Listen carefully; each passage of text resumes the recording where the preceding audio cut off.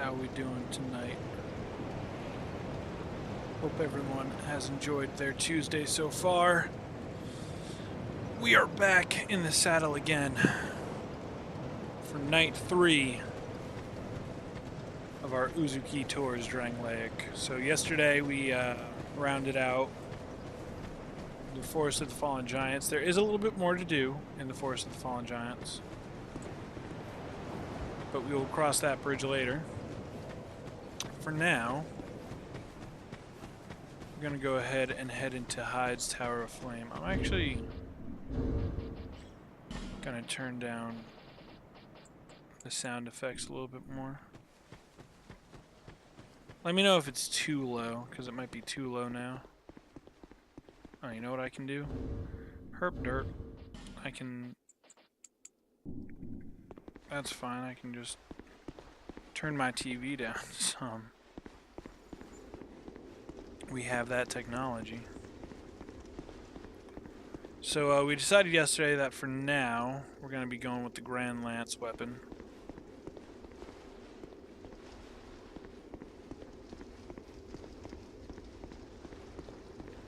Which some people will find fine, maybe some people won't like it. I don't know. I'm also feeling a lot more mellow than I was yesterday.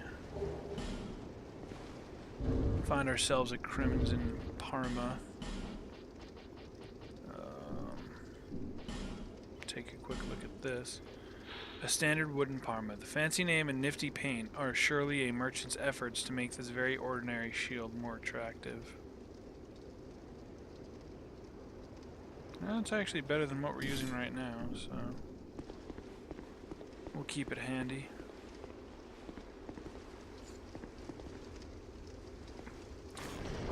This is very easy to miss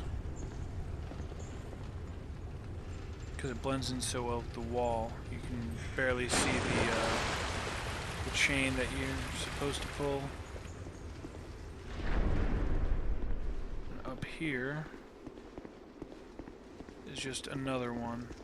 So if you, for whatever reason, want to leave from this direction, the chain is up in this corner. Up this staircase here. Right over here we have Solo of the Lost Undead and a broken thief sword. Where's that out? Right here. A broken straight sword, handled as a dagger due to its length. This inexpensive sword is terribly worn, but nevertheless a favorite amongst thieves.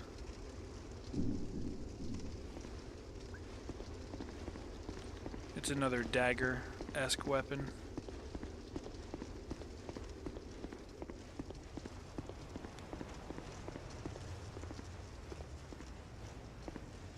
We arrive at Hyde's Tower of Flame.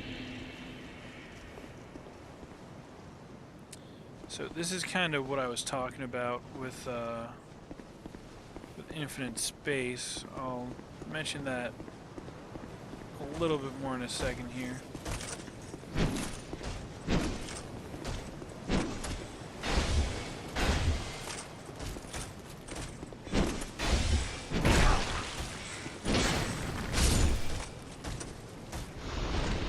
So,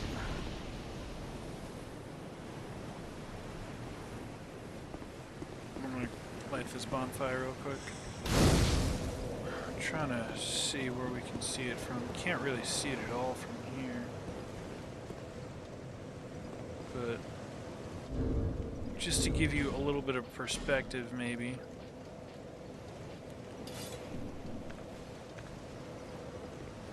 That structure on the mountain way up there, that is Cardinal Tower, that is the Forest of the Fallen Giants.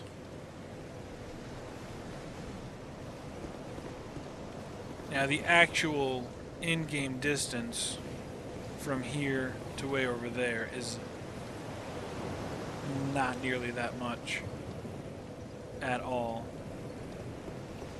So this game deals with impossible space in a way that Dark Souls 1 didn't really do.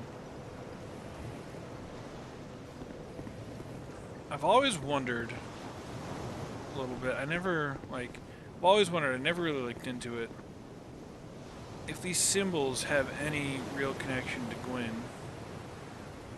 Or these statues, rather. Because they have that design that's very similar to Gwyn holding his sword all over Anor Londo.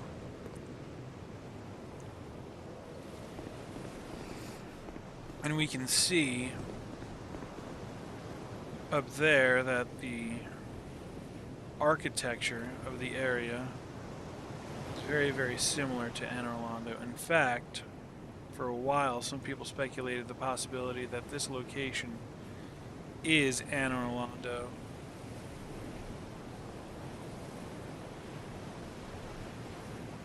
But I don't think so. If I'm being totally honest with you, I don't subscribe to that theory. I mean, not just because of Dark Souls 3, right?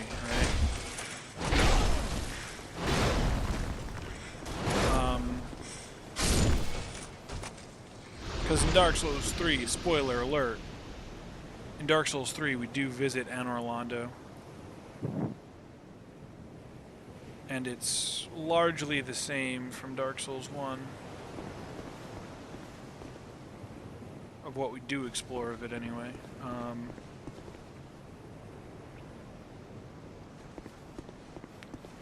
I want to bring up a quote by the director of Dark Souls 2. I don't remember the gentleman's name. But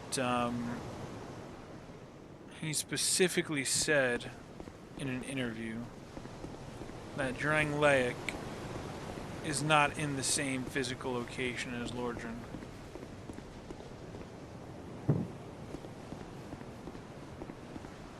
Now, he could just be saying that, or he could actually say, you know, be saying that there's enough in the game to tell you that this location is not the same as Lordran.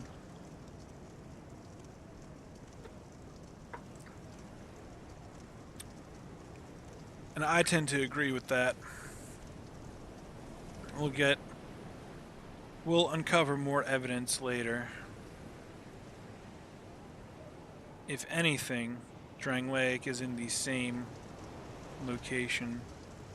There is a specific item that suggests to me that Drangleic is actually built where Vinheim may have once was.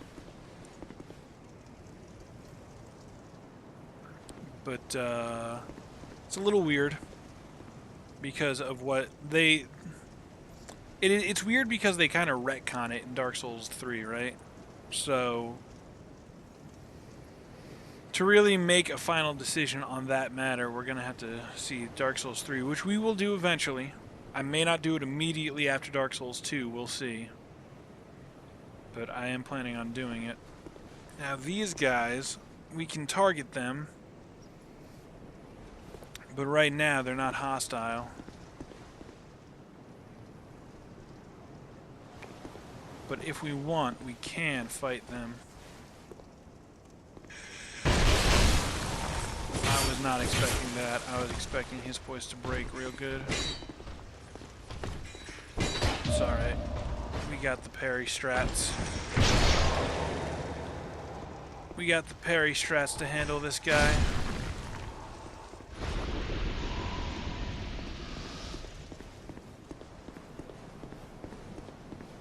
The easy way of dealing with these guys. Alright, so using the charge is probably not the best route to go. Just... Ow. Yikes.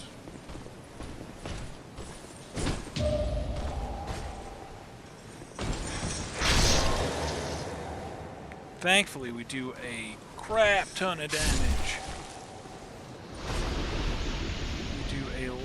A lot of damage.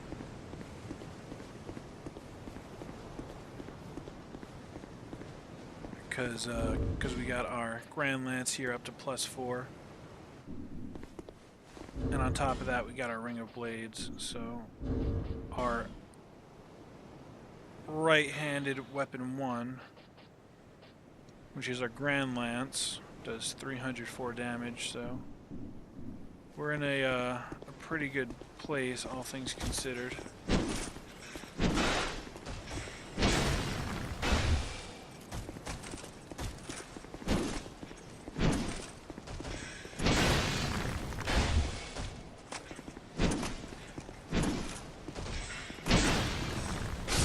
Solid 3 hits to take out these guys. Kill him. This comes rising out of the floor. Now when you pull it, it may not be immediately obvious if like you're looking over here and trying to figure out what it does, but if you watch, it causes a platform over there to rise. And if we look, we can see someone or something standing in that circular room. Spoiler alert, it's a boss fight. Oh, you can also see the bonfire up top. That's pretty neat. Alright. We should be able to bang out Hyde's Tower of Flame in one night. Because there's really not a whole lot to it.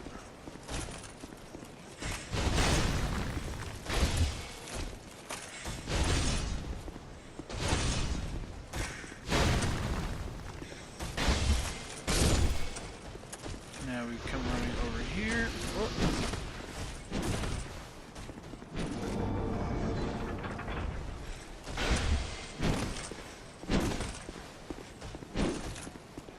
That Chloranthy ring definitely helping out right now.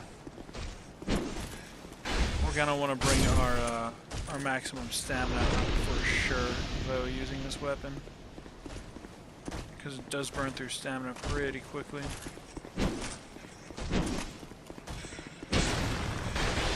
Oh, that was really nice right there.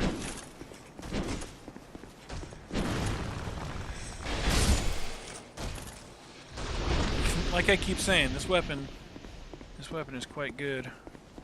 We also got our Ring of Restoration doing some work right now.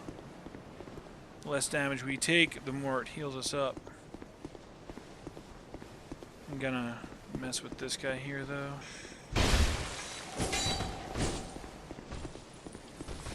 Because I hopefully would like their armor to drop. Oh, I forgot to two-hand it, man. Oh, was not expecting that.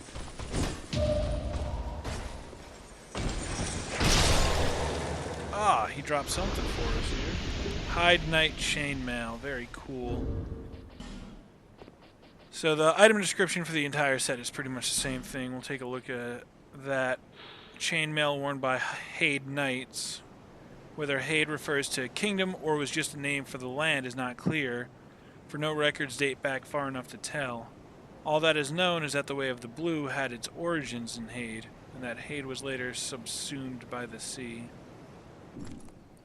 It's just really, really cool looking equipment.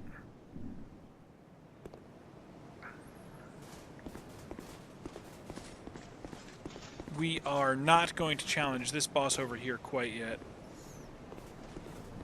And the main reason for that is because when you... Whoa, that was close. When you challenge this boss and defeat him, the Hyde Knights actually become aggressive. And it makes this area a lot more challenging to get through, as you can probably imagine.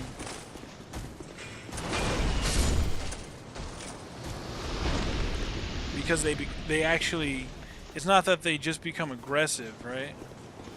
But they also stand up and patrol the area. So if you're not careful, you can end up in a situation where you're fighting a few of them at the same time. And while they're really easy to deal with one at a time, especially if you can parry them well. Wow! Hide Knight Sword. This is another weapon that I actually quite like.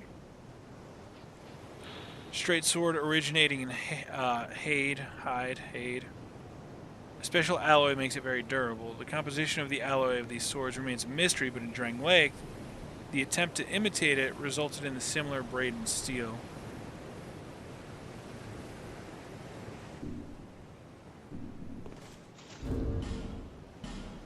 I do like the Hade Knight Sword, and we might end up using this as our offhand.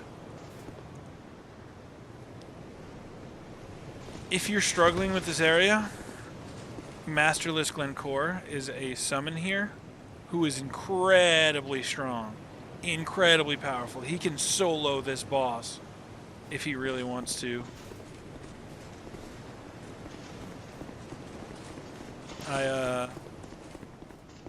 I recommend using Glencore if you're really having a hard time with the zone.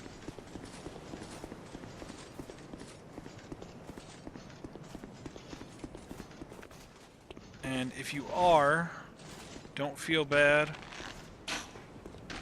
because it's actually a pretty challenging zone for how early on in the game it is, truth be told.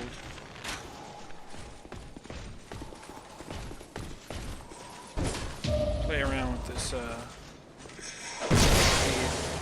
Knight Sword for a minute here. Whoa! That was odd. He like just immediately got right back up. Wow, they are feeling generous today. Another Hade Knight Sword, huh? Okay.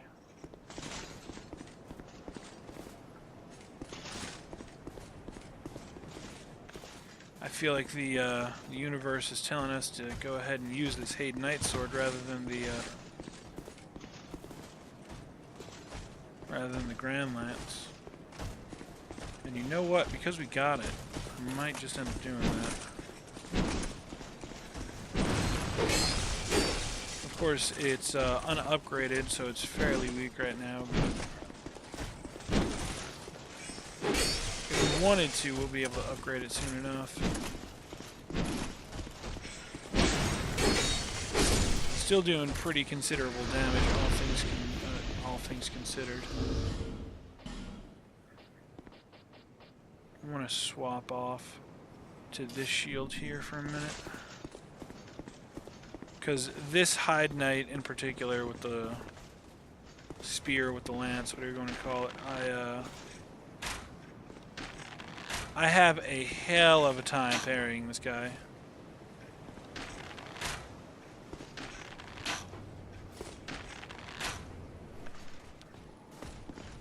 So we want a little bit of a better shield here.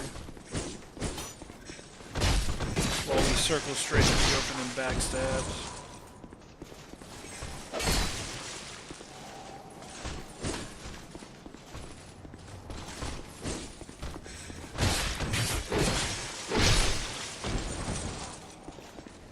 I will admit that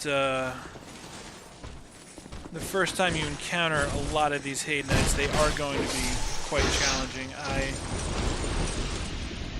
I just have a lot of experience fighting them. Hey, Swerve Star EX, how are we doing tonight? And this is a fun trick.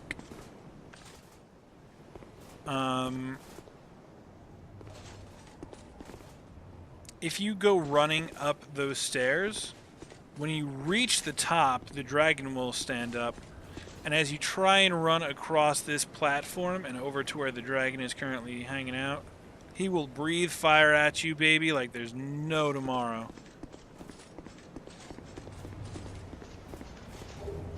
And it's stressful because if you don't have enough stamina, you will actually get obliterated. I don't think we have enough stamina to do it. We got to get a little bit cheeky here.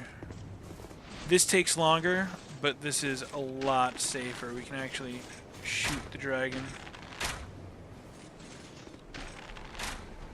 As you can see, we're not doing a whole lot of damage to it. get up. He's going to launch a fireball over at us here.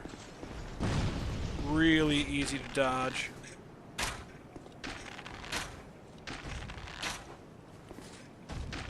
Really easy to get a few more shots in. And then sidestep that fireball.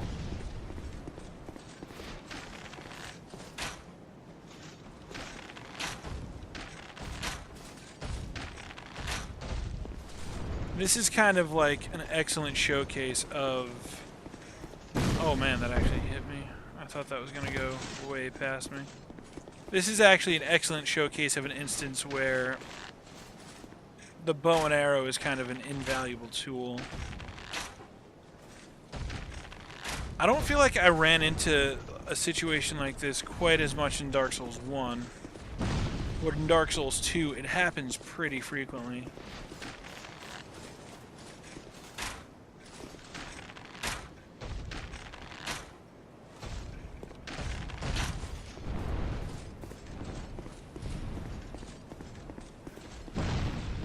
That, like, just barely missed us.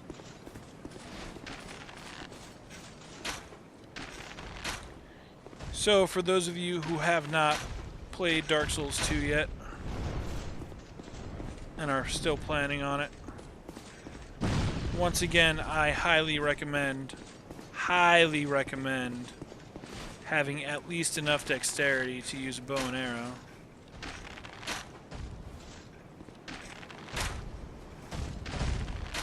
And I'm hoping that my time in this playthrough will show you exactly how valuable a bow and arrow can be in the long run.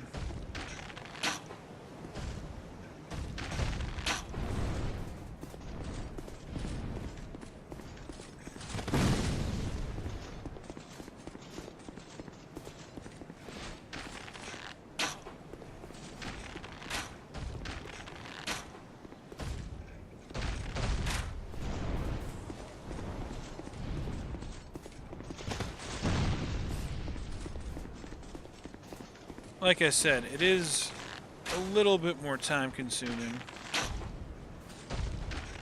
but this method is so much safer, so much safer.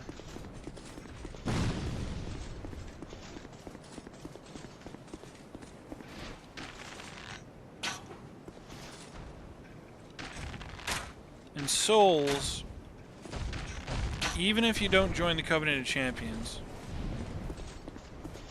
even if you farm as many enemies as you can until the point where they don't respawn, souls will always be a renewable resource.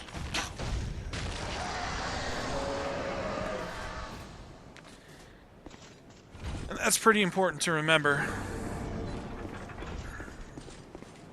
There are spots in the game where enemies that provide souls can spawn infinitely. And a pretty decent amount of souls, too. It's actually one of the better farming locations. For our troubles, we get a Petrified Dragon Bone and a Watch Dragon Parma. The Watch Dragon Parma is a pretty nice shield. The black and white contrast depicts the ebb and flow of the fate of all things living, and the serpentine dragons that watch over the march of time. The bearer of the shield will be blessed by great fortune in battle, which is actually true.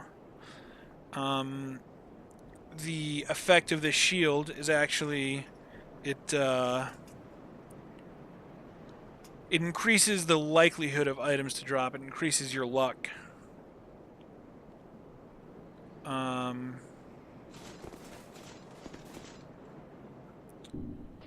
The other thing we got was an upgrade material. A large petrified bone reinforces equipment made from special souls, commonly called dragon bone, but the veracity of its name is questionable. In any case, the petrified bone has its great power. That is the upgrade material in Dark Souls 2 for boss weapons. In Dark Souls 1, you have Demon Titanite. In Dark Souls 2, you have Petrified Dragon Bone. In Dark Souls 3, you have Titanite Scales. So, like I said, there's not really a whole lot to this zone. Not even a whole lot to talk about, other than kind of speculating what it once was. But the records date so far back that that's kind of been lost to the history. Let's talk about this again one more time. So, this right in front of us, that's where we come out, right? This is where we enter Heights Tower of Flame. And if you remember, we go through a short underground path to get here. Now, the game wants you to kind of suspend your disbelief here, because if we look up here, you can see the black monument. I'm pointing at my TV screen, like you can see what I'm pointing at. You can see the black obelisk that is a monument in Majula, right? So that's Majula up there. The game wants you to believe the minute and a half that it took for you to get here brought you all the way down under the water and all the way over here. So that's a really good display of what I mean by impossible space.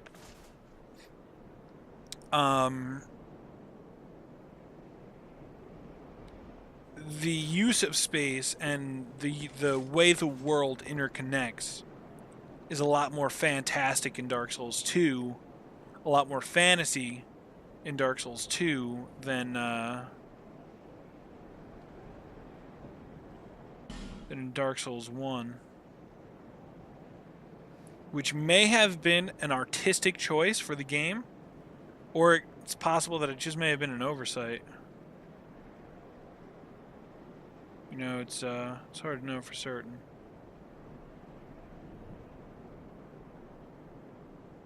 Trying to tell if the clouds are moving or not. Doesn't look like it. It's like, in my mind, I see them moving, but that's because my brain sees clouds and it says, okay, these objects, these things should be moving slowly across the sky. So my brain kind of creates the optical illusion that they are moving when they're not.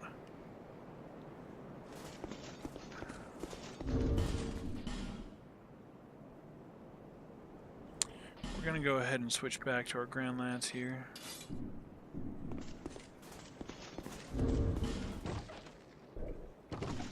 Unequip our shield. We don't really need it right now. Old Radiant Life Gem.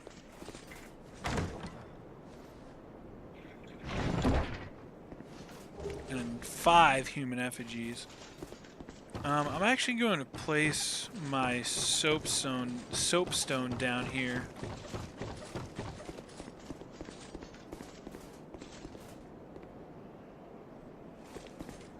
And try and get a token of fidelity.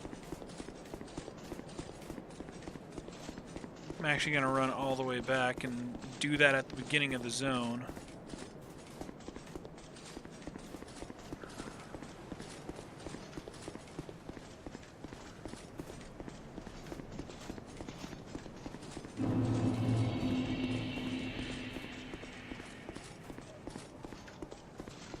Because... oh, I missed an item over here as well. Because I want to be able to talk to Targray the Blue after we defeat this next boss. A Lloyd's Talisman. I think that's the first Lloyd's Talisman that we've seen so far. Let's go ahead and take a look at that. Talisman used by Cleric Knights. Blocks Estus recovery with a limited area. It is said that the Cleric Knights use these talismans to hunt down accursed undead. Cleric Knights fight with pride, and by blocking the recovery of the undead, they can also fight with impunity. It's more of a PvP item than anything else. I found out about that. It's kind of a shortcut, I guess. I found out about the shortcut by accident. It's actually kind of a funny story. I had gotten invaded, right? And I didn't want to fight on this bridge. So I was very frantically trying to make it down to this area, which is more open. And at the time, I was using the circle button to jump, right? Because you have that option where you can either use the circle button or you can use the R3 button. And I like went to roll, right, in this direction, and instead I jumped. And by sheer accident, I discovered that you can do that and make it down here real quick. It's kind of a funny and incidental thing, and its only real practical purpose is to move from that half of the map down to the lower section of the map a little bit faster. But it's actually quite nifty to use in PvP. Because if you're up here and you get invaded up here, you can use this quick little trick to get down here quickly and give plenty of distance between you and the bad guy.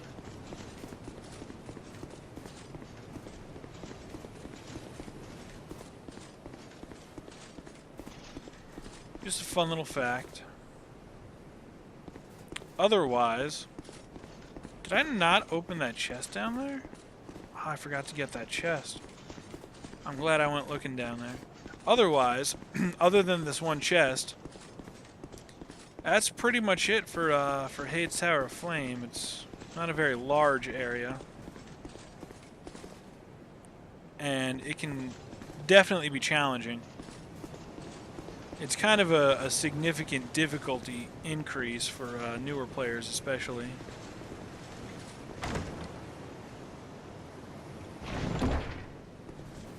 The Ring of Binding. Let's take a look at this here real quick. An unusual ring of unknown origin. Limits the wearer's HP reduction when hollow. Alas, this ring will not make you human. What is lost is not so easily retrieved. Just in time to be summoned to another world as a phantom. I was gonna say, now would be a perfect time to ask questions and chat a little with the chat. Whoever's here tonight watching.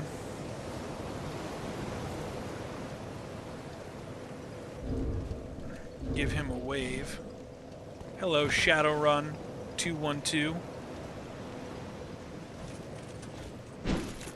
Oh, man.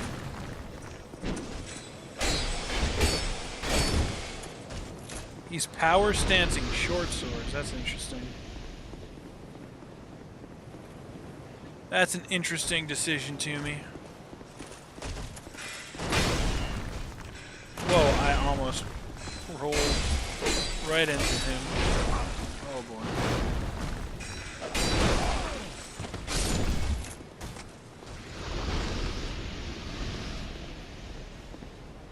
Shadowrun 212.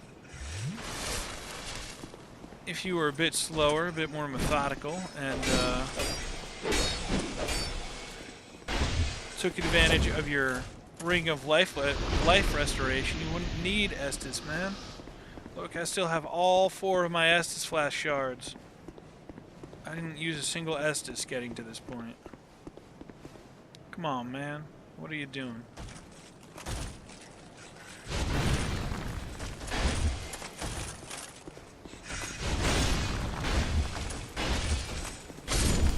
Got him.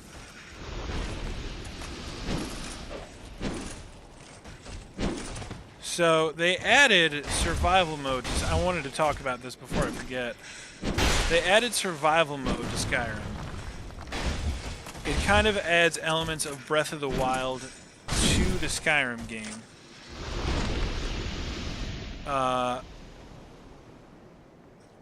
In the sense that now there's like hot zones and cold zones, and you have to worry about like your temperature, and you have to worry about eating and sleeping and stuff like that. I played a little bit of it today. Whoa. Alright. We're having some connection issues here, friends. Is that what's going on? Did like... Oh my goodness gracious. Yeah, we just we're having some connection fun right now, it looks like.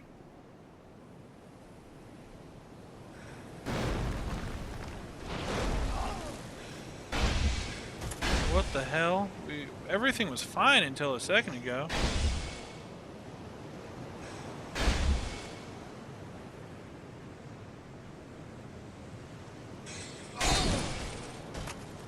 Okay, I mean...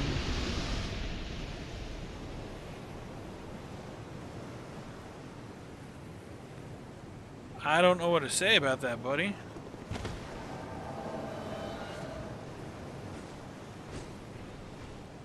Masterless Glencore was summoned and then killed, apparently.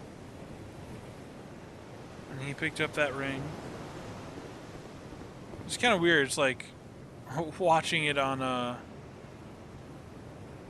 like a really bad replay of it. Yeah. Are we caught up now? Is everything working as intended? I hope so.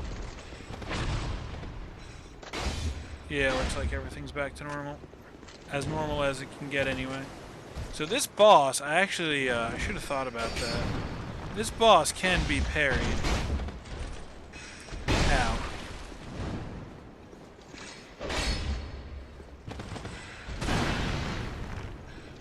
As you can see, he is stupid easy though. I say as I'm getting wrecked.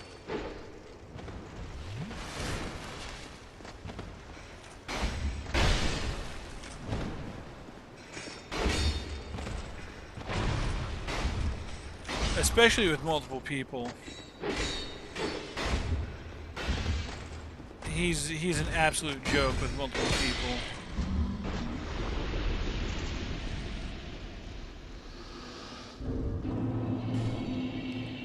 So our duty's been fulfilled. Our task has been completed. We're returning to our world. And we got a token of fidelity.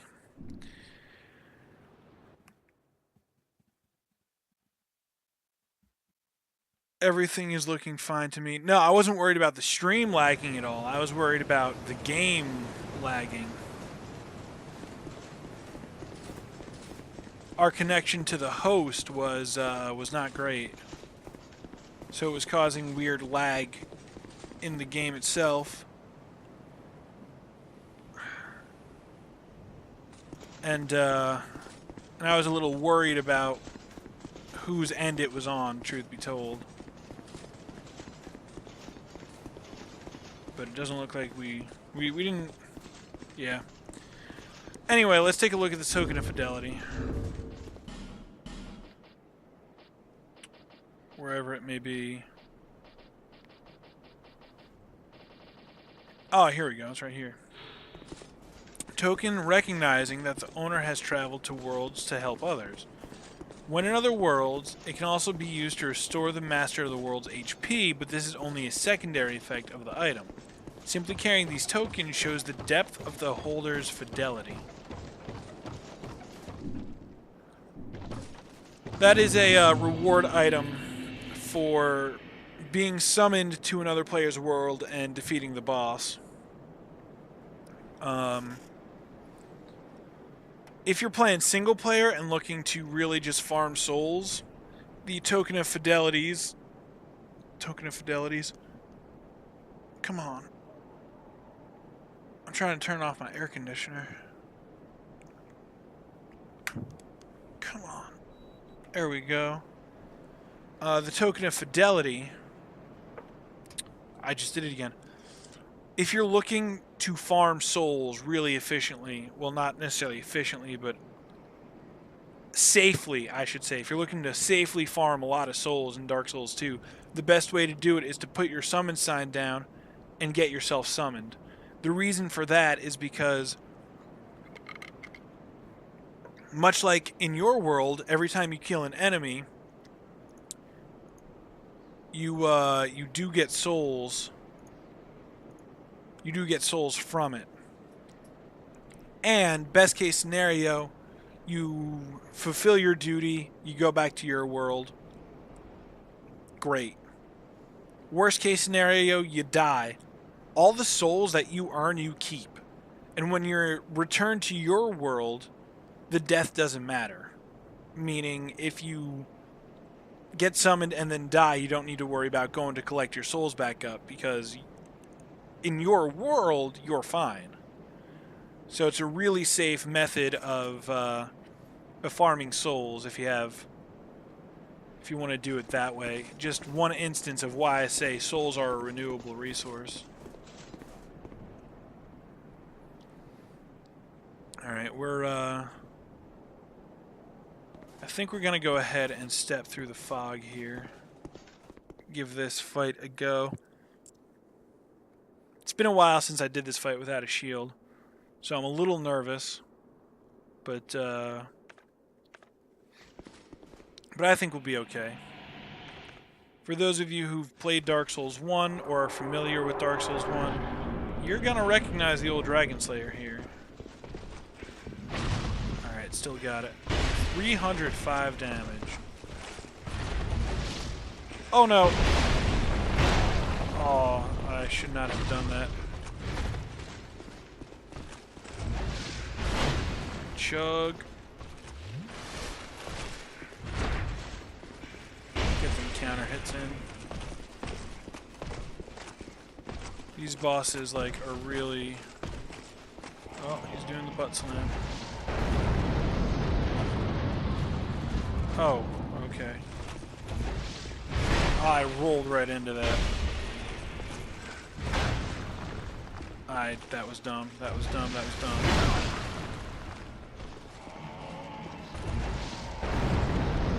The butt slam can be tricky because it's kind of got an extended hitbox on it. You are, like, really going at it right now, friend. What are you planning? Alright, that's a really good opportunity to go ahead and heal.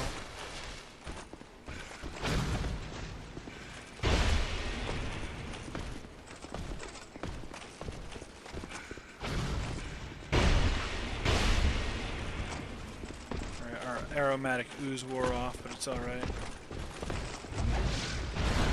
We got this fight in the bag. Grand Lance doing its work. Making bosses look like bitches since 1992. Or whenever Dark Souls 2 first came out. So we got a couple of things from that fight. We got the old Dragon Slayer soul. Soul of the old Dragon Slayer. The old Dragon Slayer is reminiscent of a certain knight that appears in old legends. Use the special soul of the old Dragon Slayer to acquire numerous souls or to create something of great worth. So a lot of people, this is a point of contention in Dark Souls 2. Is the old Dragon Slayer actually Ornstein? The soul description suggests no, it's not actually Ornstein. It is a knight reminiscent of Ornstein. He reimagines Ornstein, which is why, for instance, his armor is black and not gold, and his power is dark, not lightning. So no, I do not believe that this is Ornstein, or it was supposed to be Ornstein to begin with. And we also got the old Leo ring. The beloved ring of a dragon-slaying knight strengthens thrust weapon counterattacks. After many years of use, the ring's face has worn down, but close inspection reveals an engraved lion. Strengthens thrust weapon counterattacks. It's pretty good for us if we're going to be using thrust weapons. I think we're going to swap that out for our Way of the Blue ring here. Brings our health down a little bit, not really noticeable.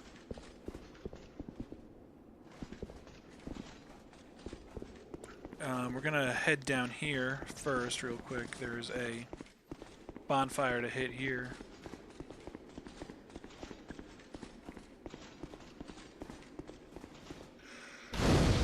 And because we have a token of fidelity in our inventory, we'll be able to go ahead and talk to Drangleic the Blue. See what he has to say to us. Transient being. You have obtained proof you are worthy of joining our order. You may call yourself one of us, and are free to plant your roots in this garden of the gods.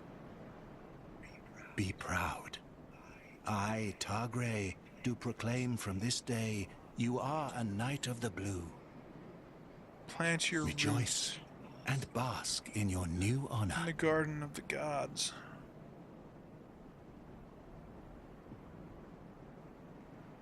Plant your roots in the garden of the gods.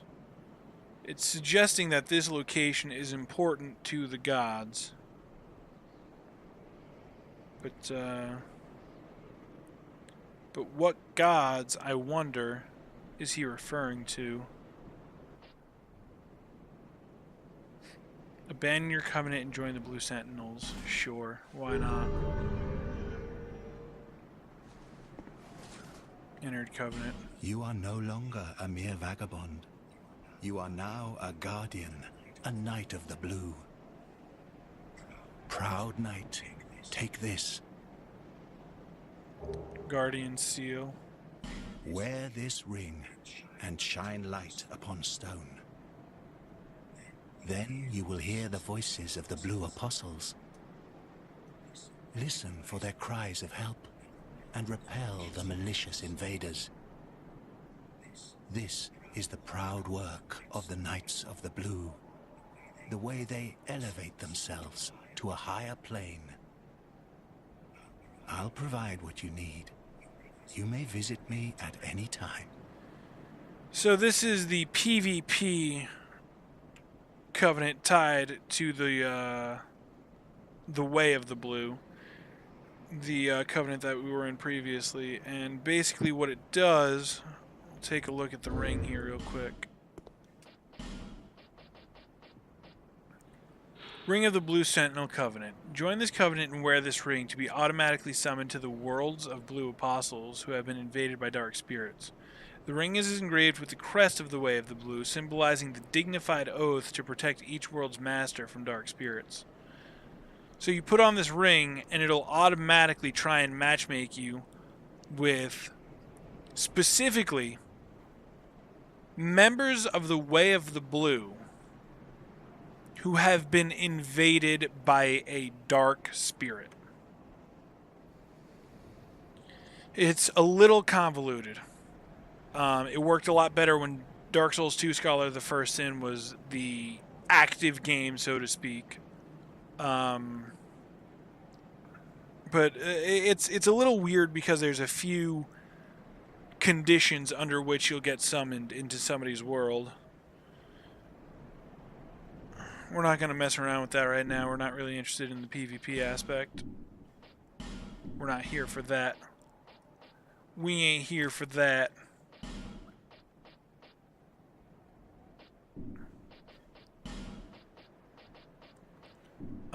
Let's see what Drangleic the Blue has to give to us, though. Proud Knight.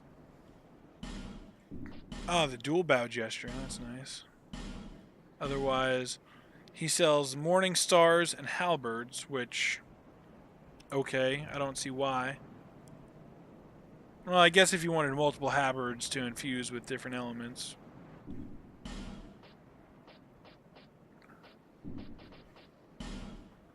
Monastery charms, holy water urns, and bolt stones. Bolt stones can be useful. An altered state of Titanite, used to imbue weapons with lightning or to provide lightning reduction to shields.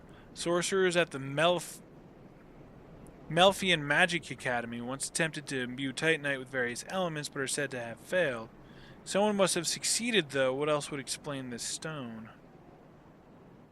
Holy water urn. An urn filled with crystal clear water, originally intended as a soothing potion.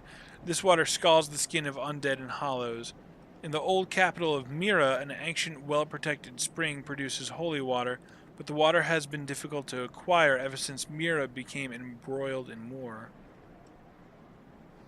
And yet we can buy an infinite amount of them.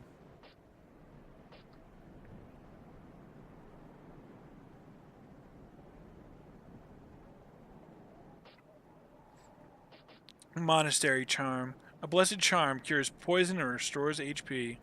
Many such charms were blessed in reconstructed ancient ceremonies carried out in the monastery of Lindelt, now known as the New Home of Miracles.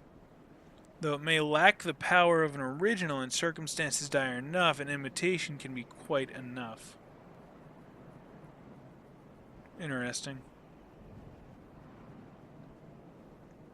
In the monastery of Lindelt, now known as the New Home of Miracles, which is not here. We will see evidence that Lindelt is not this location. Some people are like, oh, look, it's Lindelt. No, it isn't. No, it is not.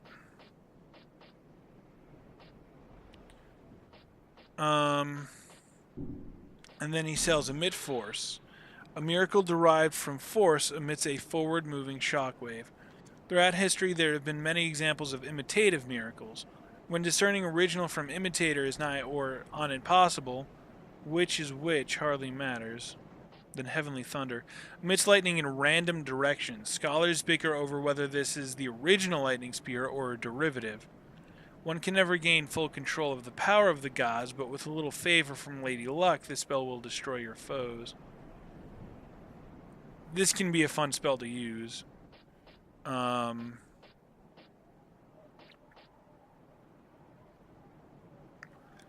some point in the distant future... Do your work, and I will lend you strength.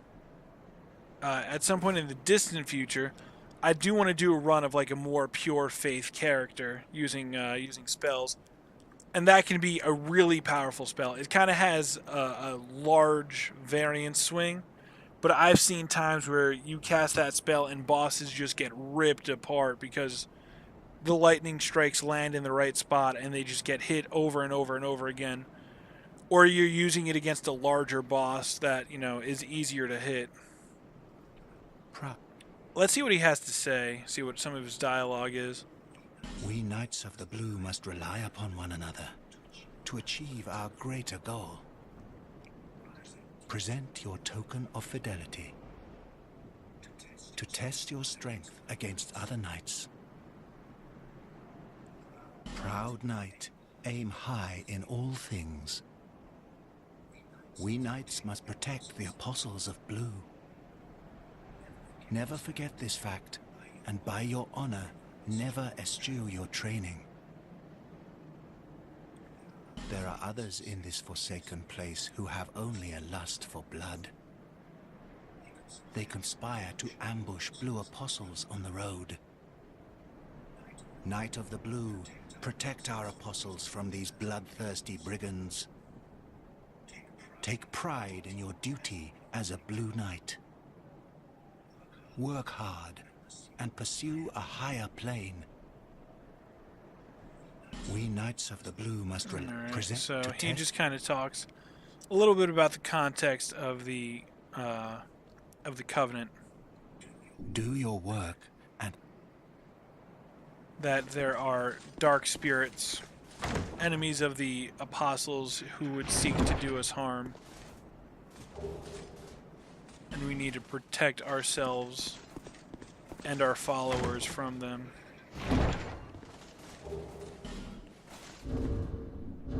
So we get a couple of shields. The tower shield for one. Metal great shield, very heavy and requiring great strength to handle, but provides excellent defense.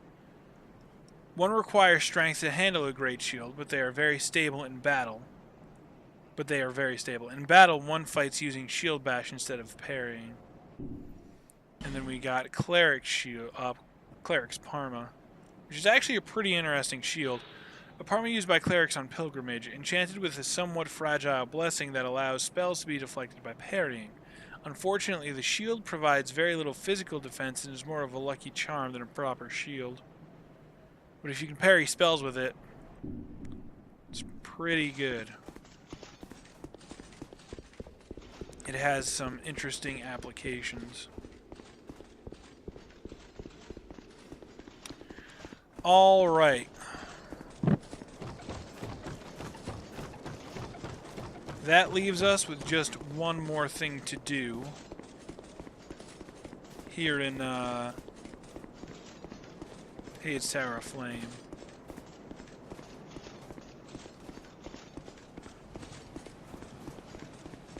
And it's going to require, as you can see, a little bit of a walk. Because we want to be able to get back over here. Because we're going to go ahead and challenge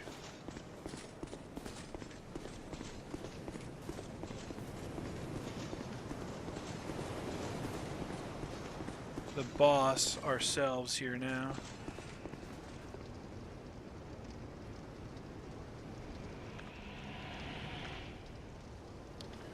Once again, I'm not looking to do anything too fancy. I'm not going to be... Oh, I forgot to pull a... Oops. I forgot to lift one of the levels up. But it's okay, because we're ripping this guy apart. Man, oh man. Doing 481 damage to him. I'm trying to get a counter hit in.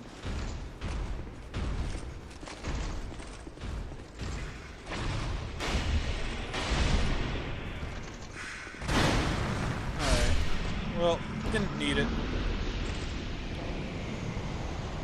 Boss is so stupid easy.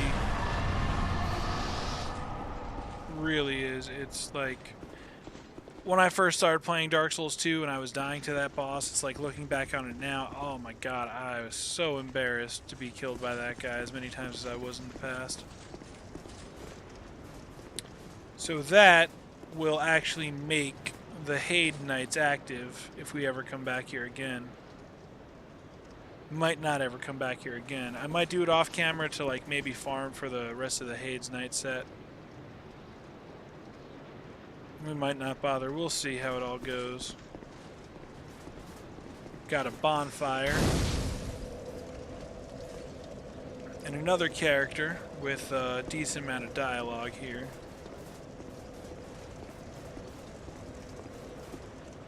What are you sitting over here praying? Praying to the sun for, huh? You ain't so lair. You ain't so lair. Do you even praise, bro? Bro. Mate. Do you even praise, though, mate? That sun, though, mate. Alright, let's see what Lycia of Lindelt has to say to us. Are you from these parts? My name is Lycia. I have come to spread the art of miracles, a practice of which I am a disciple. I can see that you are well suited to comprehend their wondrous power. But the cost of it, that's for your heart to decide.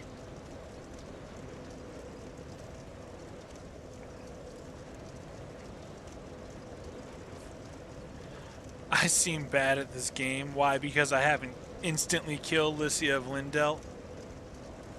Might be some truth in that. I would say I'm incredibly average at Dark Souls. Let's see. Cleric Sacred Chime. Ring of Prayer increases faith.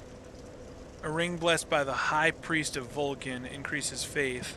The clerics of the great city of Vulcan are perennially entrenched in scandalous power struggles, but among them remain a few strong-willed, upstanding noblemen.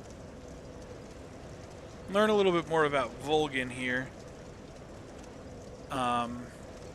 Seems to be a location where religion is important. The High Priest of Vulcan. The binoculars, for instance, also come from Volgan, and Moglin's home city is also Volgan. How many push-ups can I do? Don't know, to be honest with you.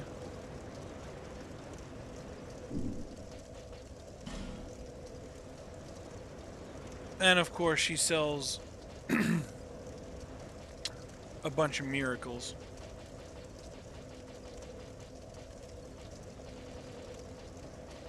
Not going to take the time to look at all these right now. We will pick them up eventually. But now is not the time. Let's see what she has to say. I'd heard awful rumors about this place, and I'm afraid they were all true. The king, gone. The earth, ravaged. The burden on the people weighs heavy. I fear that, by now, they may have scarce room in their hearts for miracles. Scarce room in their hearts for miracles. So she's kind of commentating on the state of Drangleic right now. Kind of might be saying that the people of Drangleic probably have little faith. Why did I come here? Well, do I need any other reason than to spread the gospel of miracles? My preceptor always said this art should be shared with the world. And such is my only wish. There is more to Lycia than meets the eye. That is certainly true. She is not what she appears to be. She seems to be a kind of sweet little cleric, just out to better the world. But as we'll learn throughout this playthrough, that is far from the truth. Let's see what more she has to tell us. Sometimes I fight the urge to pack up and go back home. It is... well, I must do this. And being out here all alone only makes this a more fitting test of my fortitude. She says she must do this. Why must she do this, though? I expected this cathedral to be bustling, but there's hardly a soul to be found here. Without any goings-on, I'll have to move soon. To a place I could help the gullible by teaching the good word. So that's an interesting couple lines of dialogue. Because first she says, there's hardly a soul here, and FromSoft is kind of super keen on things like this, right? Where they use words that mean several different things to kind of trick your mind into figuring out where they're trying to go with it. At face value, she's saying, well, there's hardly a soul here. There's nobody here for me to sell my miracles to, for me to teach my religion to. But on a deeper, like, kind of second meaning, kind of allegorical in a sense, is that there's no souls. Souls is literally a currency in the Dark Souls world, right?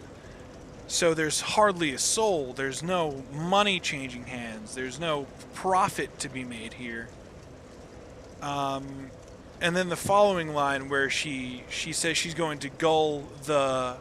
and then stops herself and then corrects what she's saying, kind of like a Freudian slip, right? Where she doubles back on what she's already said and says, oh, sorry, I misspoke. I meant I want to help the gullible. So we get a glimpse at the fact that Lycia of Lindelt isn't really who she presents herself to be. I expected this cathedral to be bustling, but there's hardly a soul to be found here. Without any goings-on... Alright, that's sorry. That's the extent of her dialogue, No then. need for miracle. The gods frown. Now we got these 48,000 souls plus, let's see, plus another 200,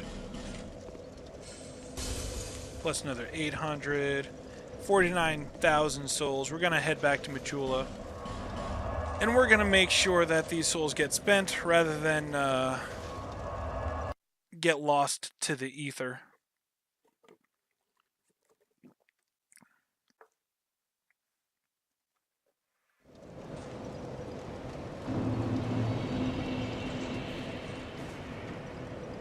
Bearer of the curse, seek, let.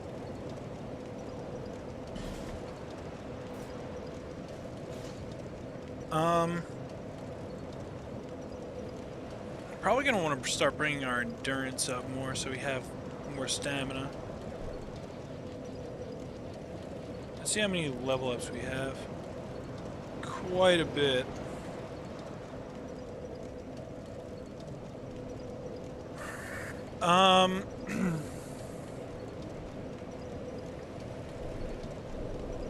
Actually, let me take a look real quick, just double check what the requirement is. 22 strength. Beth, seek, lest this. We're gonna go ahead and bring our strength up to 22 so we can one-hand our lance here. And I guess we'll bring up our endurance to 11. That's pretty solid right there.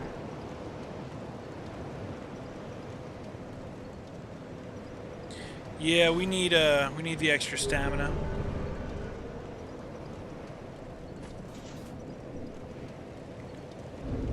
How many arrows do we have left? 141? Yeah, that's fine. I guess we can just dunk these souls into soul gems here. Thank you.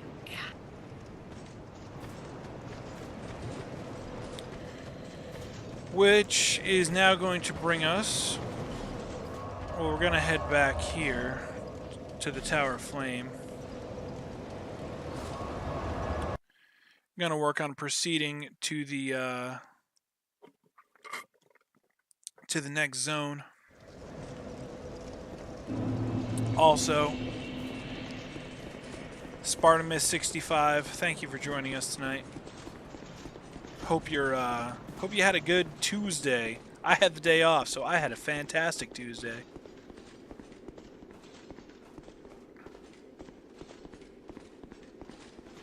Monastery charm. We saw those earlier. Targray the Blue was selling them. We can actually put our shield back on, yeah? We're going to change around our equipment a little here. We want to get our equipment burden back down. There we go.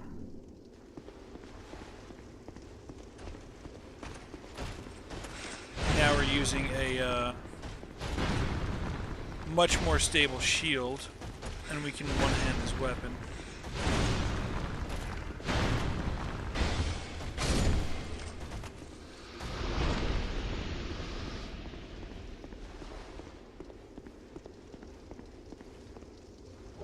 Some human effigy and dark troshes. I got a pizza. It's always a good day when you can get a pizza. Old Knight Halberd. So we got a couple of things to look at here. An undated halberd wielded by a warrior from a time so ancient that there exists no record of his endeavors has extremely low durability. Sometimes, just as a thing falls to pieces, it unleashes its last flash of great power.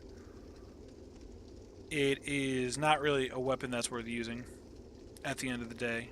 It has like 0 durability, or like incredibly low durability. It makes me wonder why they even added these kind of weapons to the game to begin with. And then we got these. Dark Troches? Trochet? I think it's Troches. Troches with an inexplicably pungent odor. Temporarily boosts dark defense. Verbal histories often mention Saint Elizabeth. Her uniquely concocted medicines and potions are still widely used today. They're like little pills.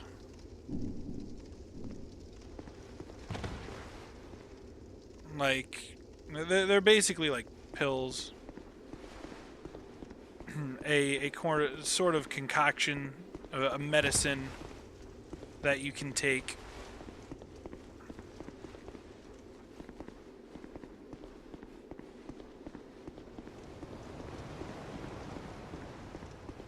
Like drugs? Kinda. Yeah. More so of the prescription variety. We got another cyan knight here. But like his friend at the castle. Oh wow, he got me with that actually. He's kind of a bitch. Drop me a green blossom. I was hoping for some of your armor, sir. But it's all good. Got some sublime bust out of it. Sublime bone dust.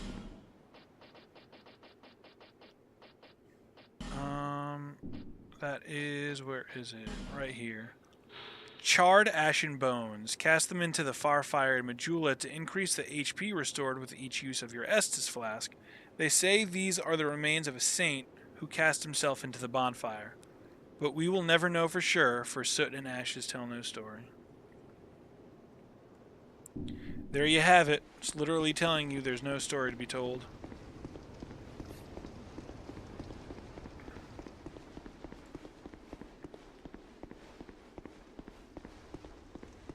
Meanwhile, we have a elevator ride.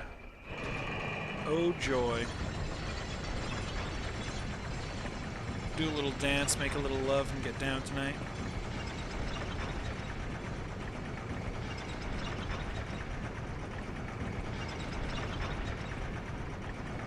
The nice thing about elevator jokes is that they have a tendency to work on multiple levels.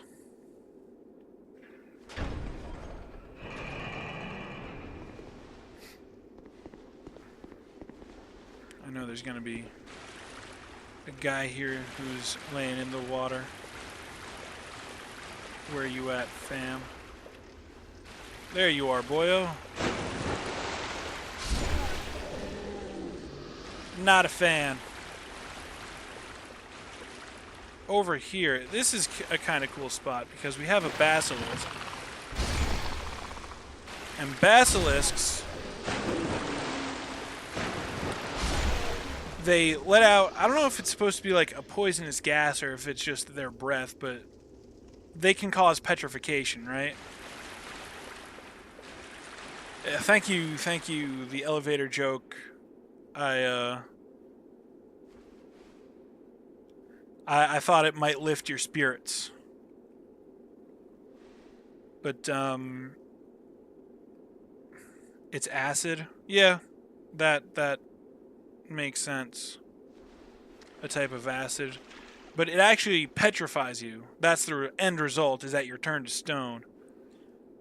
So it's appropriate that standing 3 feet away from a basilisk is this statue here. We don't have a fragment branch of yore right now, so we can't see what's up there right now, but we'll come back to that.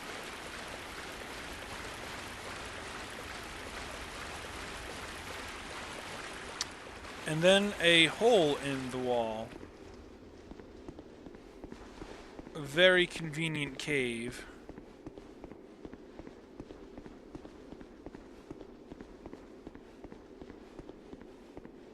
Leads to a bonfire.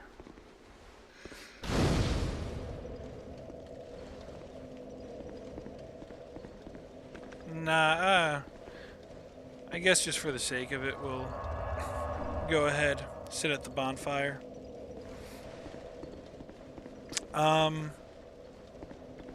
I need to refresh my water.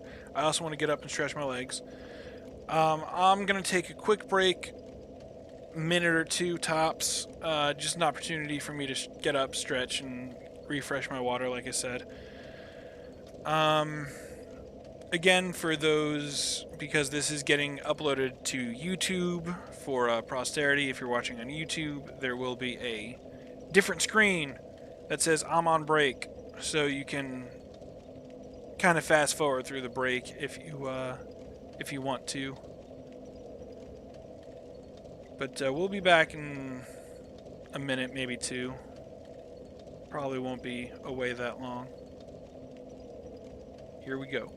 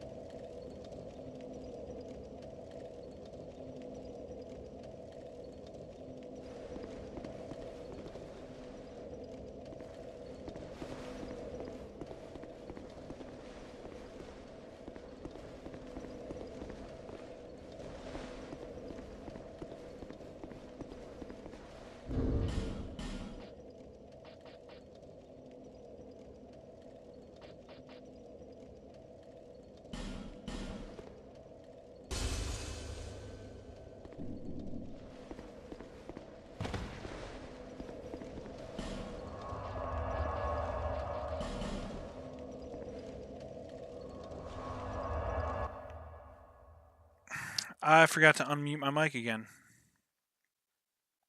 Sorry about that. Right now,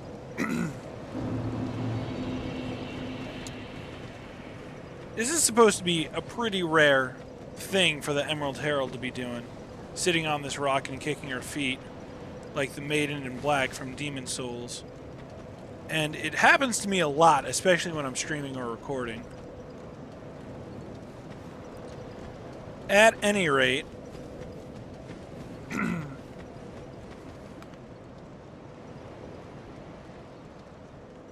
trying not to cough right into my microphone. We're back in Majula. We're going to buy a Pharos' Lockstone real quick because it helps out with this area immensely. Thank you. We've already seen a Pharos' Lockstone once before.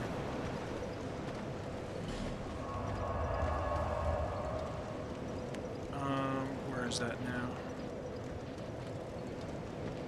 No Man's Wharf. Unseen Path to Hade.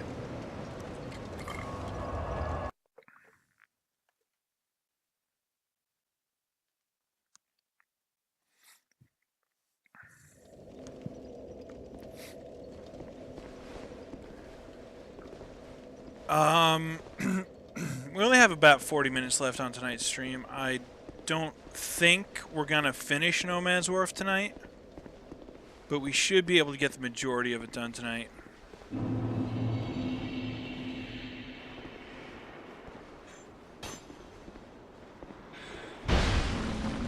Got him!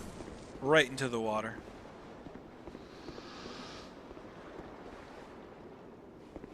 Then there's this annoying dog over here. I hate dogs in Dark Souls so much. They're always the worst kind of enemy. Hey. That's rude, sir.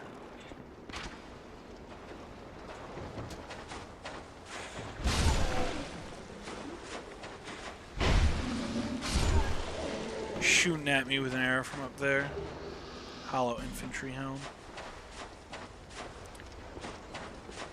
I'm gonna go up to the second story of this building, and I'm gonna have some words with this gentleman who... Did he fall down? He walked off. I've never seen him do that before. You are a cheeky little bastard, let me tell you. Alright, well... Here we go then. Plunging attack.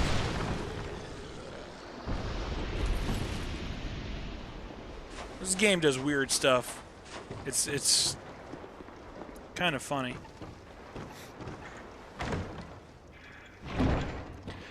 I really feel like the Dark Souls 2 experience is unlike any of the other Souls games. Because stuff like that happens a lot. Just this weird, dumb stuff.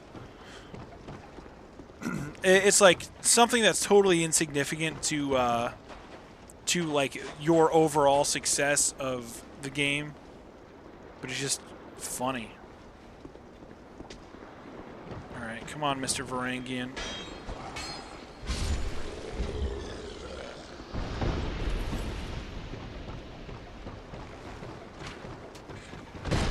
I've had just about enough of you too, sir. And I want to make sure that this asshole doesn't also sneak up behind me.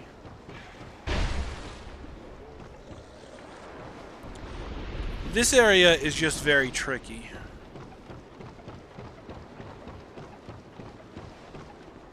I think what I'm going to do, I don't normally do this, but I think what I'm going to do is I'm going to start... Go ahead, light the torch. And start lighting some of these sconces throughout the area, just to make it a little bit easier to see as we go through it. Because knowing me and how I get, we'll probably end up going through this area once or twice at least. Well, obviously once, but quite possibly twice.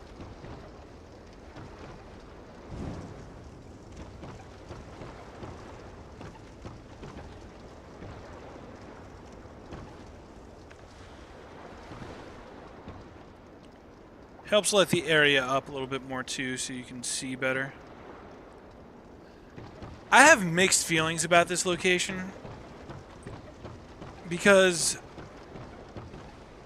I actually think it's a pretty cool area of the game. Now, I have a fascination myself with shipwrecks. I think shipwrecks are really, really, really cool. So having like that kind of shipwreck motif with like these wrecked boats in the harbor. And the location of No Man's Wharf in this cave, right? It's kind of like a town underground in this big cave mouth.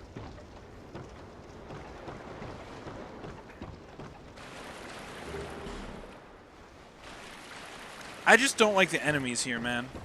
That's what it boils down to. I like the zone. I don't like the enemies.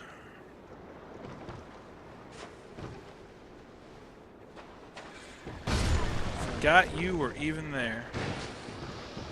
And then he, of course, will cause the other guys to come after you. I think it's the noise that alerts them. Throwing knife, okay. But man, let me tell you, the Grand Lance certainly makes a cakewalk out of a lot of this. Dark pine resin. Hexed pine resin applies dark flame to right-hand weapon. The affected weapon inflicts dark damage for a short time, particularly effective against enemies that fear dark, such as clerics and magical creatures. It is a pine resin, just like charcoal pine resin or lightning pine resin, that applies dark to your weapon. It is for those illiterate undead who have no interest in learning spells. Gonna go ahead and deal with this guy now.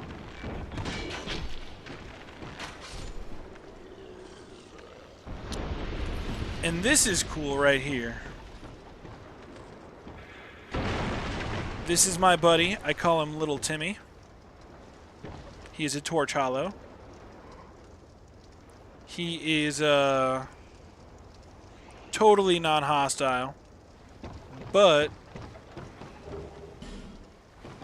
he will follow you around.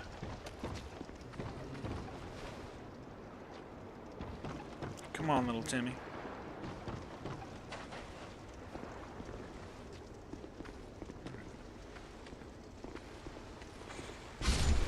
You just gotta be careful not to let Little Timmy die.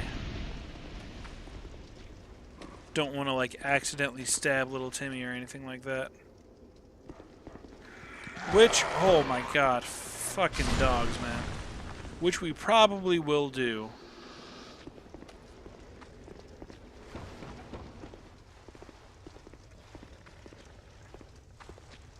And here... Oh, hey, there's a hollow behind me.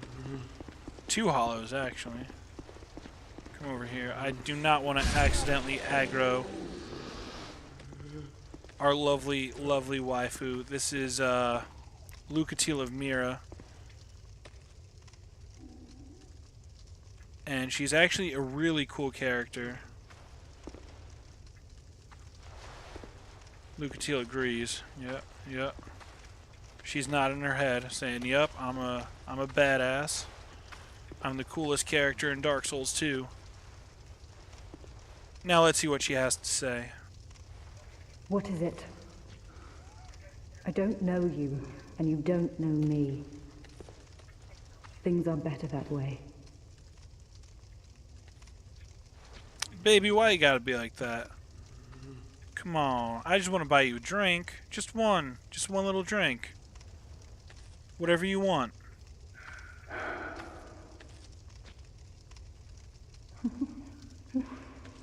You are an odd one.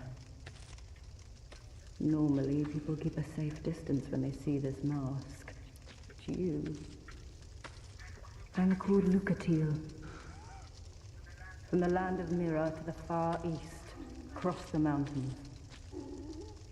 They say Drangleic brims with powerful souls. And so I came to claim my share. But what a strange place. Even the rumors did not prepare me. Drangleic is a strange place, she says. You are an odd one indeed. I've always made a point of avoiding people, while you've made a point of engaging me. I can see that you are mid-journey. If you require assistance, I will help you. I come from Mira, a land of knights. My sword is always ready. Don't hesitate to call upon me. Whatever happens, I won't be missed. I come from Mira, a land of knights. Don't hesitate to call upon me. Whatever happens, I won't be missed. See if she has anything more to say. You are an odd one indeed. Nope. Well, I come. We'll learn more about Lucatiel as time goes on, but she is easily my favorite character in Dark Souls 2.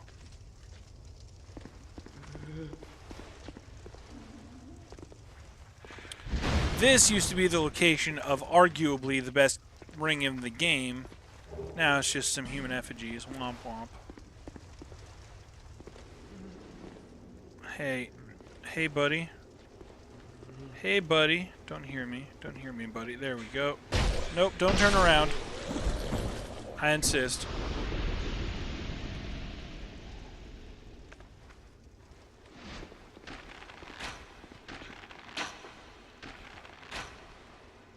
Friggin' dogs. Hate dogs. In Dark Souls. I love dogs in real life. It's just I hate dogs in Dark Souls. They are the bane of my existence.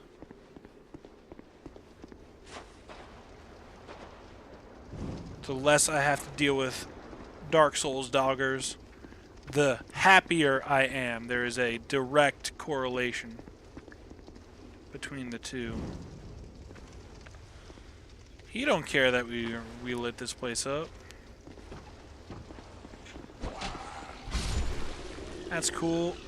You can do your Varangian stuff. I don't care. This is where Lucatiel was originally. Was it? Was it here? No, it wasn't. I don't remember. It's been so long since I played original Dark Souls 2, the vanilla game. I feel like there was a purpose for that room.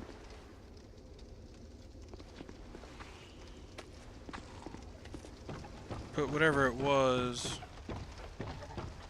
it's lost now. And there is, what the heck? I never thought about that before. There is a balcony, though, with no purpose, because there's no way to get to it. Seems like a weird architectural decision. This is why you can't leave urban planning up to the undead. They don't know what they're doing. They don't understand the point of balconies. And they don't understand how balconies don't relate to windows properly. Stupid undead. Can't do anything right. Can't even die right. Oh boy, I hear a dog. Oh my god, that hurt so bad. Oh my god. Oh. I hate the zone. I hate the enemies in this zone.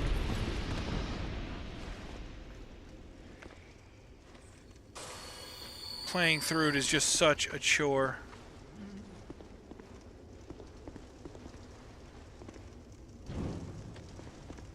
It's really disappointing because, like I said, I love the design of this zone. I think this zone looks amazing. Like, the concept behind the area is really cool.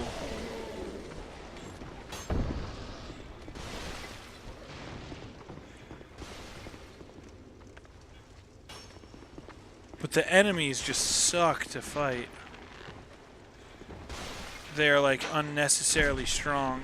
Oh my god! Uncool, guy. Uncool.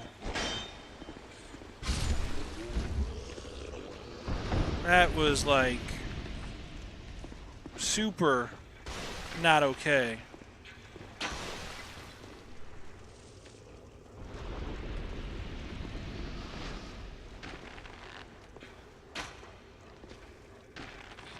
Yeah, I got a bow and arrow too, you know. Oh, I think I did this last time, didn't I? There we go, alright. Problem solved.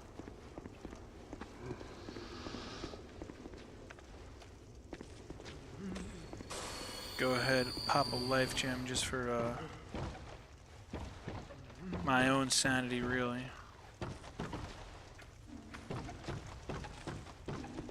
Alright.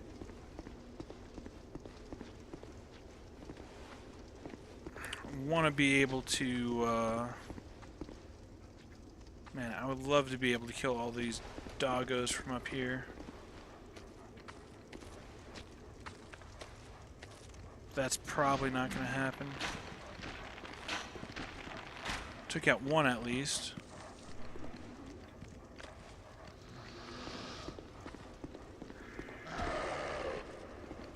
Hang on. Yes! Perfect. That worked out well. Now there's just this guy around the corner here.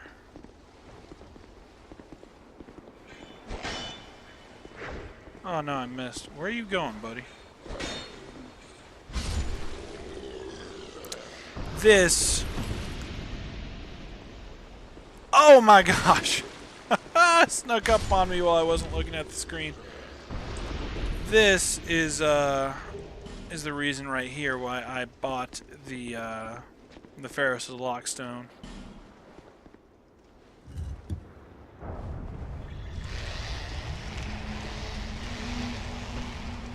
If you hear that sound, it's those black things up there.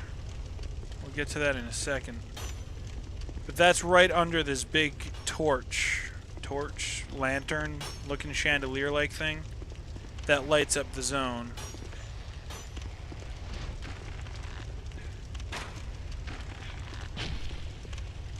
And boy oh boy, when we get to the next part up, you will be glad that we have that.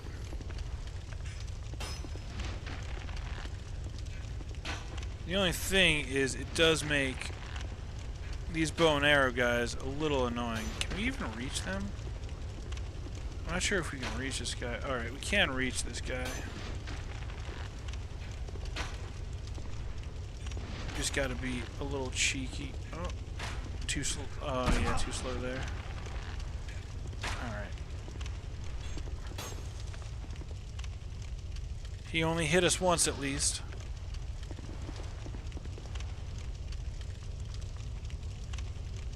So now the area is lit up, very well lit. Okay. I guess those barrels can stay there. They've earned it. They defy physics.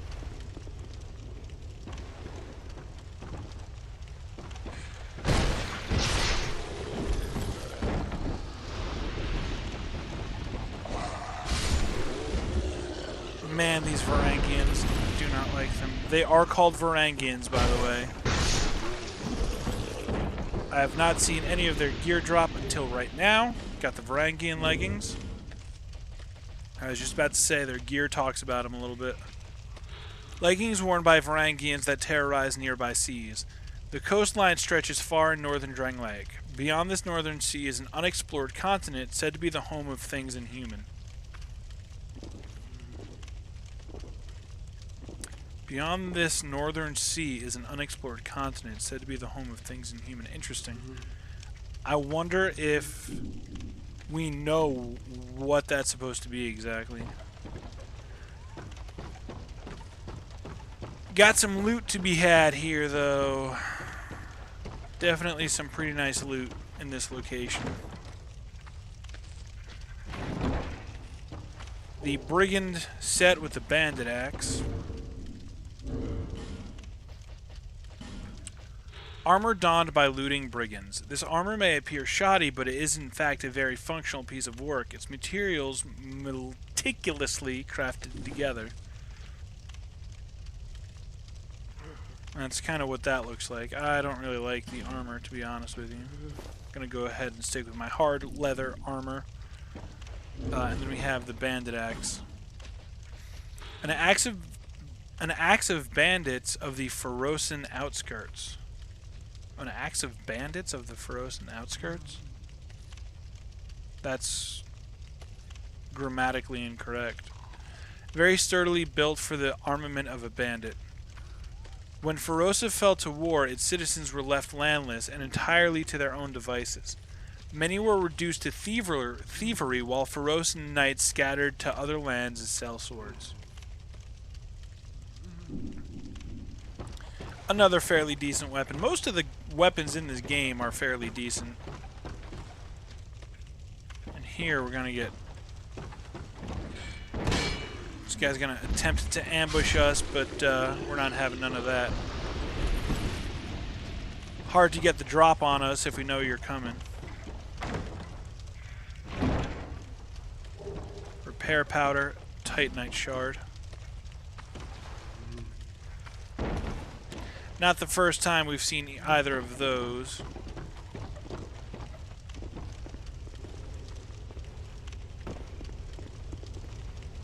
Alright, now let's, gotta backtrack here one more time. There's an item here that I want to pick up. Large soul of a proud knight, small, smooth, and silky stone. I forgot, I wanted to show you what the smooth and silky stones were for yesterday, and I totally did not do that at the end of the stream.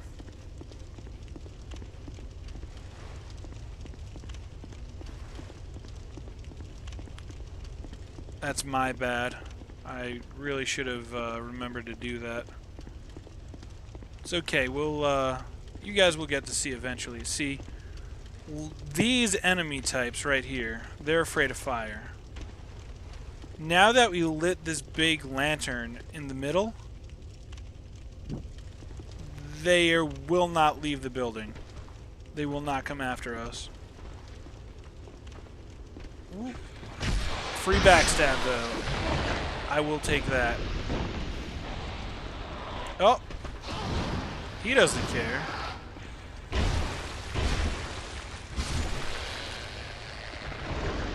Heavy boots.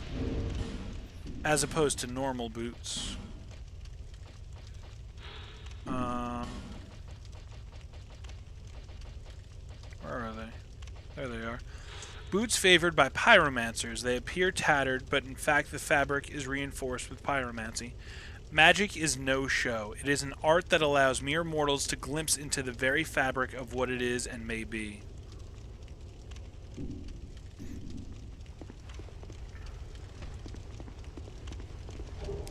Large soul of a lost undead and a mit force. A mit force is a miracle. We saw that earlier. It's actually the first miracle this character picked up, I believe.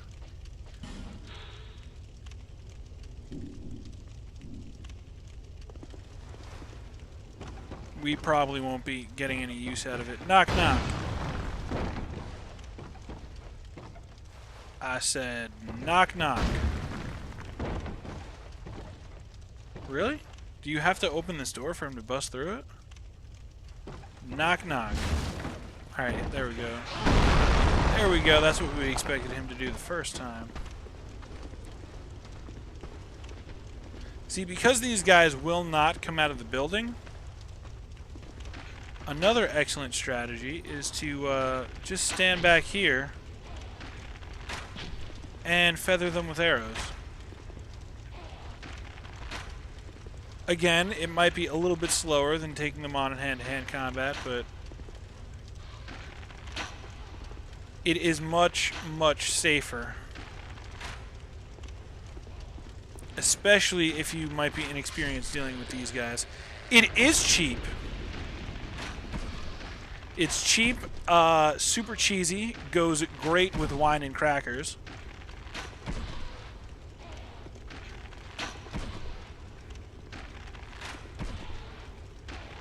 But the important thing is that it works, right? Gets the job done. I'm gonna take off these binoculars because one of these days I'm gonna accidentally switch to them and it's gonna kill the shit out of me. He just swung right over me. I expected to trade with him there, but his attack just went right over my head.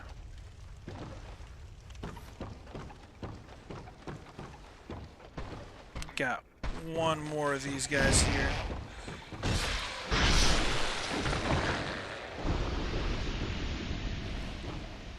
Easy peasy, lemon squeezy.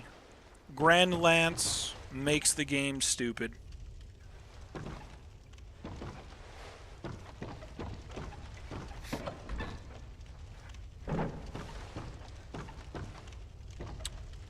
Gavlan was here. He used to be standing here, but they've moved him in Scholar of the First Sin. That much I do remember from vanilla Dark Souls. Here we have one of my personal favorite weapons, the Great Sword.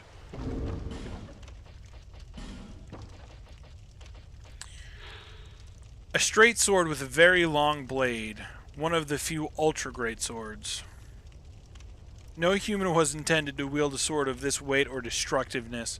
Only a few famed warriors have ever wielded this great blade for all its challenges. For it challenges the very limits of human ability. I added extra words there. Only a few famed warriors have ever wielded this great blade, for it challenges the very limits of human ability. This... it's less a sword and more just a giant slab of metal. You feel me? And this is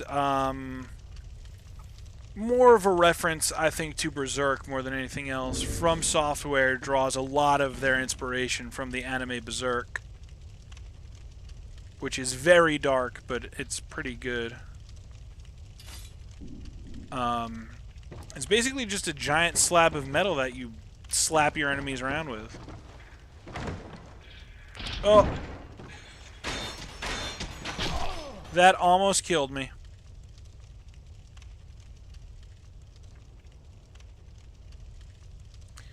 I was expecting the poison trap, 100% right there.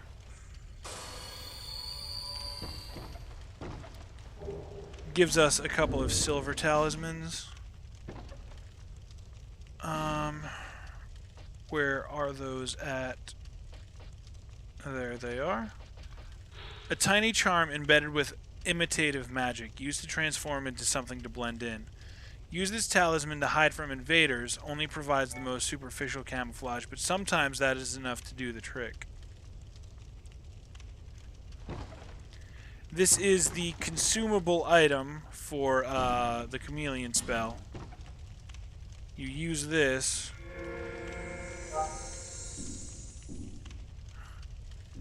and you become part of the scenery. I'm a barrel.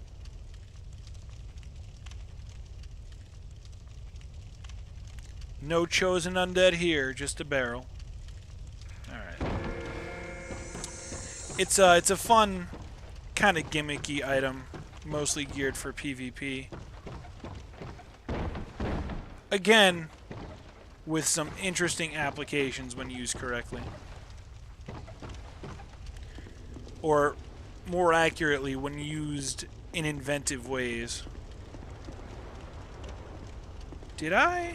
I totally missed that. Hang on a second here.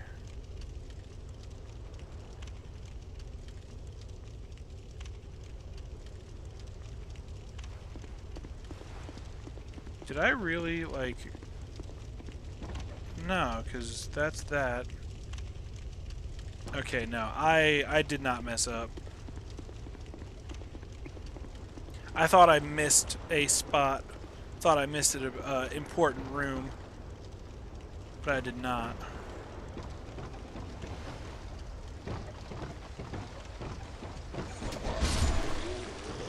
Here we have more asshole Varangians using the stairs to our advantage. They'll attack overhead while we stand under their attacks. And something that is neat about this, this allows us to progress to the end of the level. We can pull this lever, or this is kind of neat. You can use a bow and arrow or even spells to ring this bell.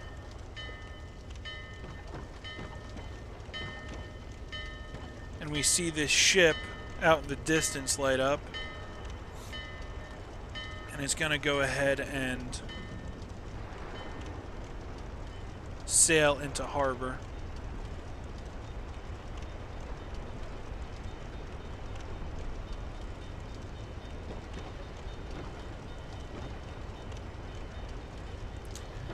Man, if the enemies here weren't so stupid, this would probably be my favorite zone in the game. Because they do a lot of really cool stuff here.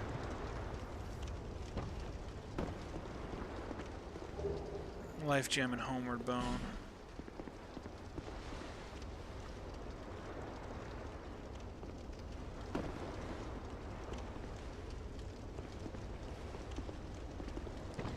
There's a surprisingly large amount of content in this area too. Like, it's a surprisingly large zone. Hey. Oh no! I didn't expect him to hit me there. See, the problem with the stairs is that it works both ways, right? Like,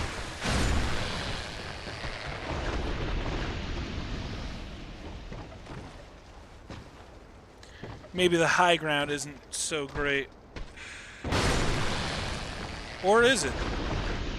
Let you use those plunging attacks, fire arrows. It's an interesting spot to give you fire arrows.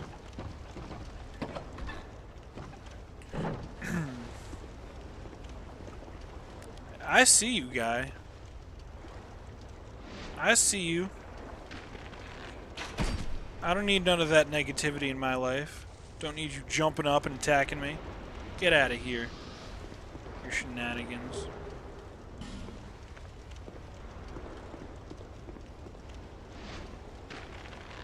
We can actually hit this guy too. But he'll wander behind that pillar.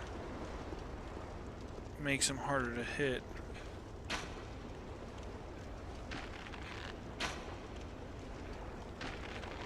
Gotta shoot him in the wrist. There we go. Seems like a dumb thing to do right now, but it'll save us a little bit of trouble in the future, and I totally forgot that you were here. You asshole. These guys like to hang out on ceilings and drop down on top of you and ambush the crap out of you, and it works because they're dressed in all black and they're hard to see. Oh, here's another one. Dick bags.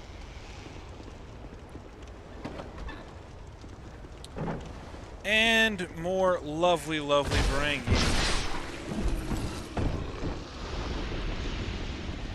I need you to not do that. That's what we wanted. Sometimes he'll get up and immediately walk back into this pot, and you can just kite him around and let the poison kill him. Now, I don't know if you can hear that.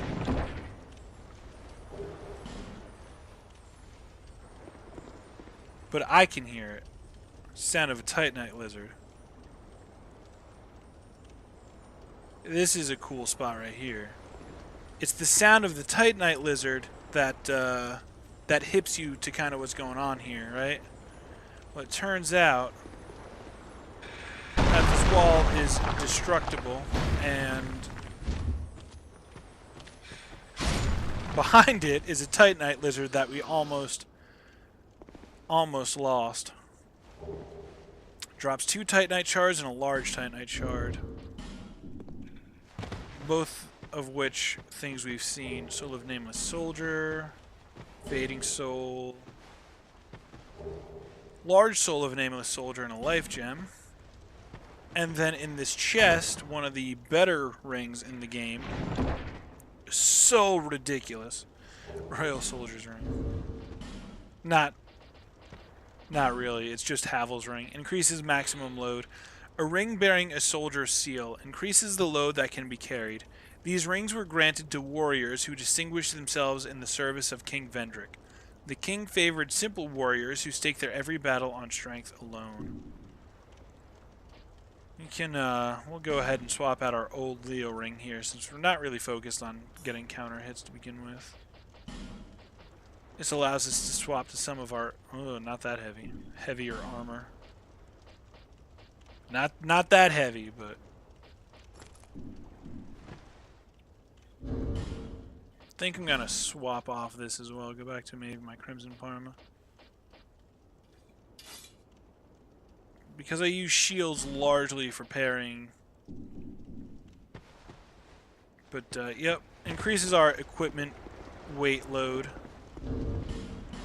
And then here, I think this should break this. Nope. Gotta use the iron arrows, I think. And I fired the exact same arrow. Yeah, the iron arrows work. The wooden arrows do not. Throwing knife. ×7. And a flame butterfly. Flame butterflies are useful. Bottle filled with dried red butterflies. Stimulation of these rare butterflies creates a small flame, allowing torches to be lit on the go. These butterflies exude secretion which ignite upon exposure to air, protecting them from natural predators. Known and loved as handy firelighters, but feared as the catalysts of disastrous fires when found in swarms. Because I only have one and it is a useful item, I'm going to hang on to it, but that allows you to light your torch wherever you are, rather than needing a bonfire or a sconce to light your torch.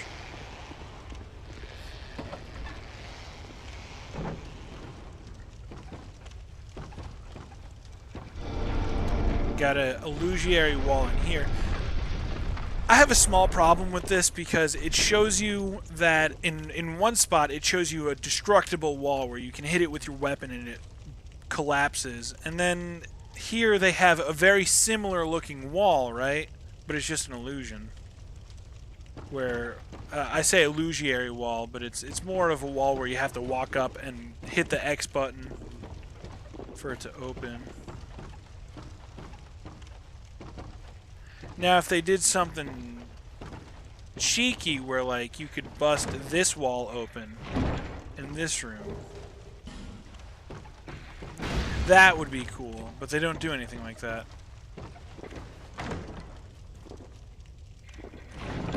It's kind of silly, I think. Large Titanite shard.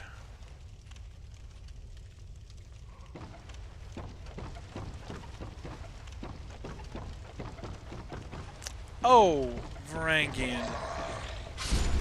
Missed him. Varangian leggings. Could I get something other than the Varangian leggings? That would be fantastic. Gavlan wheel. Gavlan deal.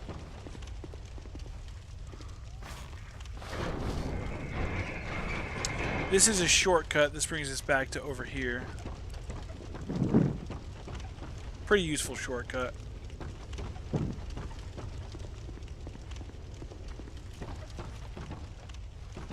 Have a... Oh my goodness, it's Little Timmy. I thought you were dead. Little Timmy, you've been over here the whole time. That's where you've been, Little Timmy. Good job, Little Timmy. I'm proud of you.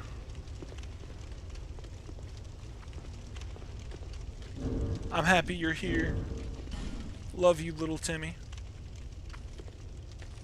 Savior of the world. Defender of the weak. Little Timmy. Alright, let's see what Gavlan has to say to us. Not much. Who are you? I, Gavlan. Gavlan will, Gavlan deal. Gavlan wants soul. Many, many soul.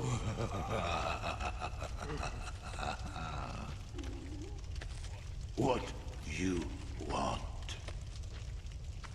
With Gavlan, you will, you deal.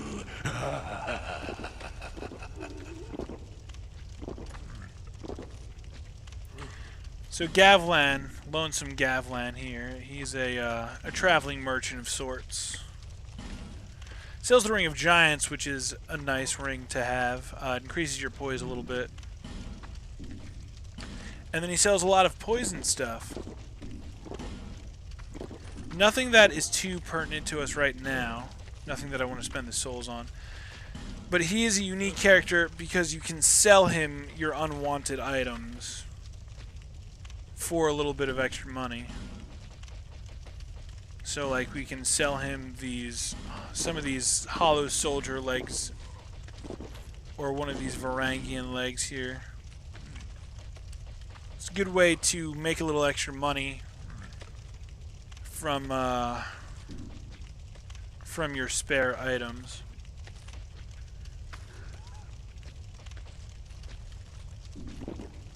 He doesn't have a lot to say, but we can get some dialogue out of him. Gavlan will, Gavlan deal. Gavlan wants what you with Gavlan you will. So yeah, that's literally all of his dialogue. What he says to you when you approach him is literally all of his dialogue. Many deal. I like Gavlan. He's a fun character. We'll see him more throughout the playthrough.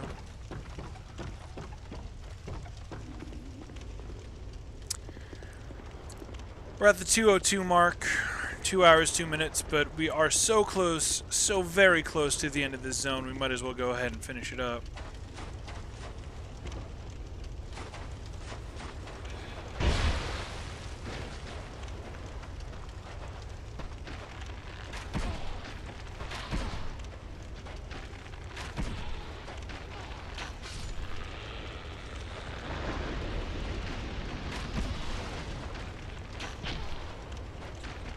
Once again, another situation where the bow and arrow is fantastic.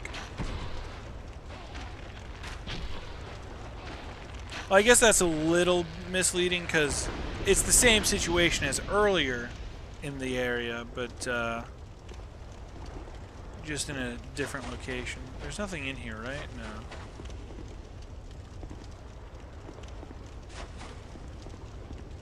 We have this over here, though. Human effigy and some life gems. Almost forgot you were there. Oh, he dropped the scimitar. That's pretty neat. The scimitar is a very reliable dexterity weapon. Really? Okay.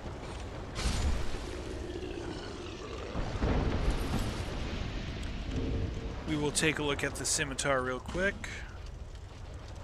A small curved sword with a narrow blade. The rapid slashing of the lightweight scimitar hardly allows the victim to catch a breath. Has a sharp blade but is rather ineffective against armor and hard skin.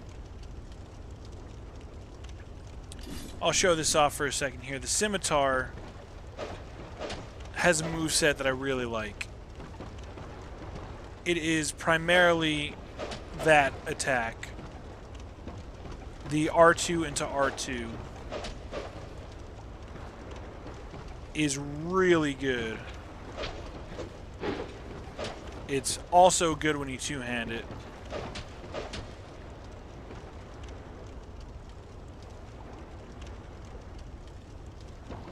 Also looks pretty cool, if I do say so myself. But we got our Grand Lance. It's working for us quite well.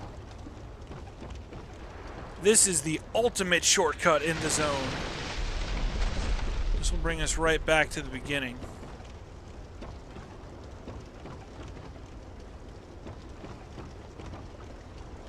Saves you a lot of time if something stupid happens and you die. Right up here we have Carillion of the Fold,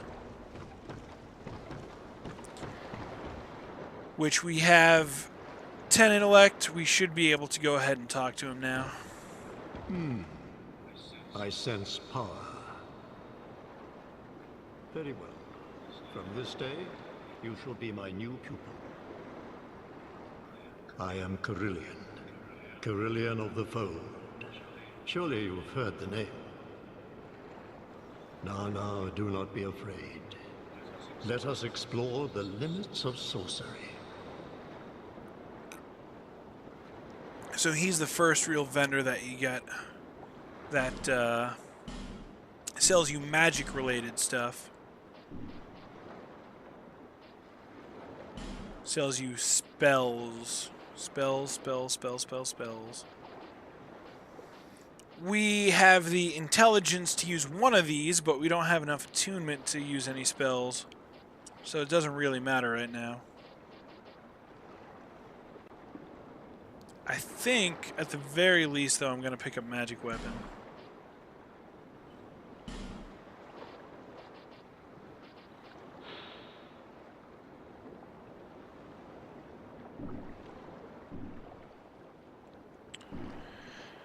You could also reinforce your Pyromancy Flame here. We don't have a Pyromancy Flame yet, but let's see what he has to tell us. The forces of magic and souls lie dormant in this land.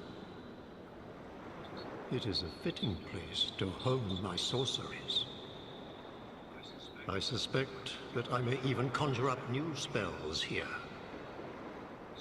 Sorcery is yet a mystery, even to me. Let us mature together, young pupil. Use scrolls to unleash the power of sorceries. But the power of each scroll is reliant on that of its owner. The untrained cannot wield a scroll to its proper potential. Never forget, young pupil, there are no shortcuts to mastery. The forces of magic and souls lie dormant in this land. It is a fitting place to hope. I suspect that sorcery is... Not young pupil, a whole lot to say. We should see him back in Majula soon. That correct?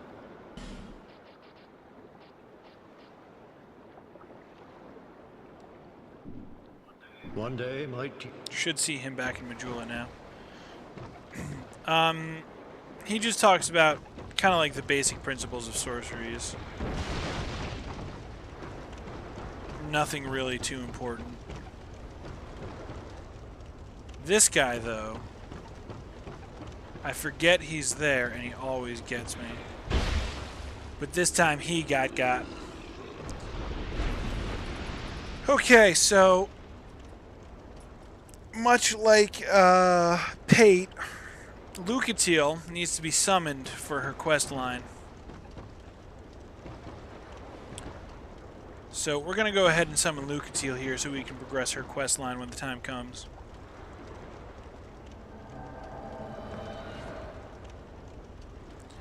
Not that I really need help fighting this boss,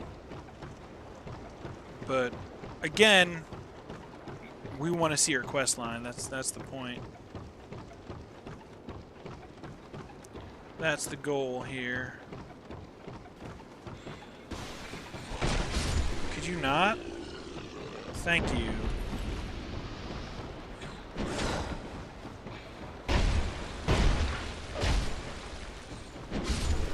Thanks for the assist, Lucatiel. That exactly one sword swing. Oh, and then this guy over here actually dropped an item. Varangian Shield. Oh, that's actually a pretty cool looking shield. Small Varangian shield engraved with a strange pattern. A former king launched a campaign to capture these terrors of the high seas, but rather than imprison them, forced them into hard labor at no man's wharf. So we learn a little bit more about the Varangians. It's a cool looking shield. I think it's considered to be a small shield. I'm pretty sure. We'll go ahead and run with this for now.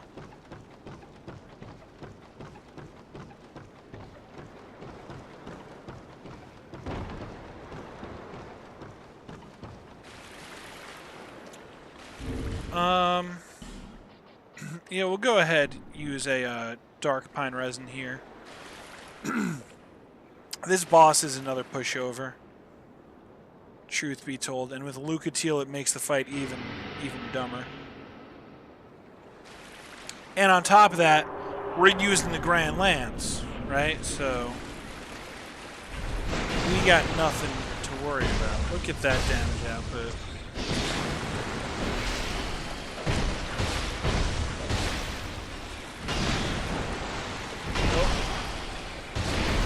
Look at that damage output. Criminy.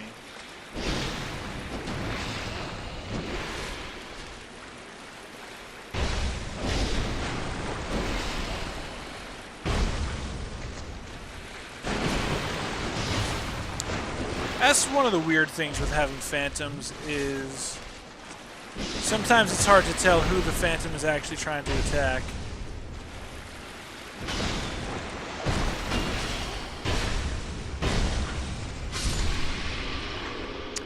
I've had just enough of you, friend. Flexile Sentry Soul.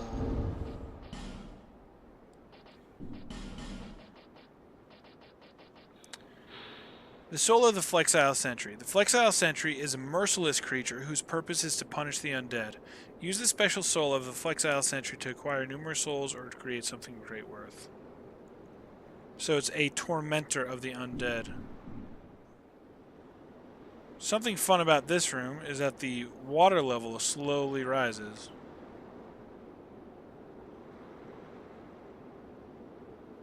Suggesting that the ship you're on is actually sinking. I don't know if this acts as like a soft enrage timer for the boss, where eventually it'll get too high and you'll drown. But it does slow you down as the fight is going on. It's still rising. I would like to investigate that one day, see exactly how long this will fill up. See, now we're walking real slow. We gotta get out of here before we actually do drown if it goes up that high. Looks like it may have stopped rising.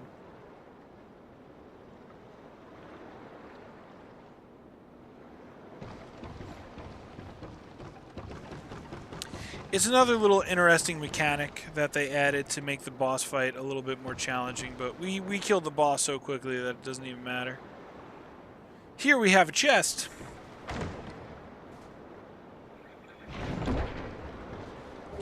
Pyromancy Flame and Fireball.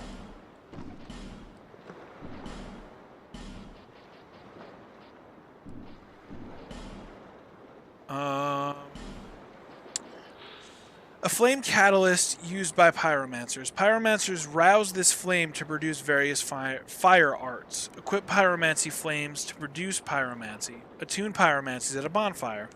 The strength of a pyromancy depends on the strength of one's pyromancy flame, which can be improved through reinforcement. It's basically a catalyst, but for pyromancies. And then we also got the spell Fireball. A standard spell for pyromancers creates a fireball that is hurled at foes. To use pyromancies, equip a pyromancy flame to serve as the catalyst and assign a pyromancy to an attunement slot. The power of a pyromancy is directly affected by the quality of the catalyst. See, that's the interesting thing with pyromancies. It's less about the stats of the user and more about the specific catalyst, the strength of the pyromancy flame being used to cast it.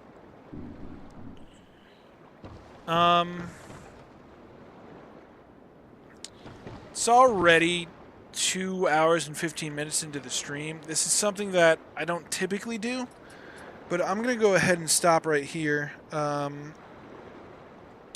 It's going to be like another 10-15 minutes about until we hit the next bonfire. And rather go another 10 minutes and have this be a 2.5 hour stream, I think I'm just going to cut it here for tonight because I'm starting to get a little bit fatigued. I had a lot of fun tonight. Like I said before, I have really mixed feelings about No Man's Wharf. I like the location, don't so much care for the enemies. There's a lot of dumb things about the enemies that I don't really want to talk about, but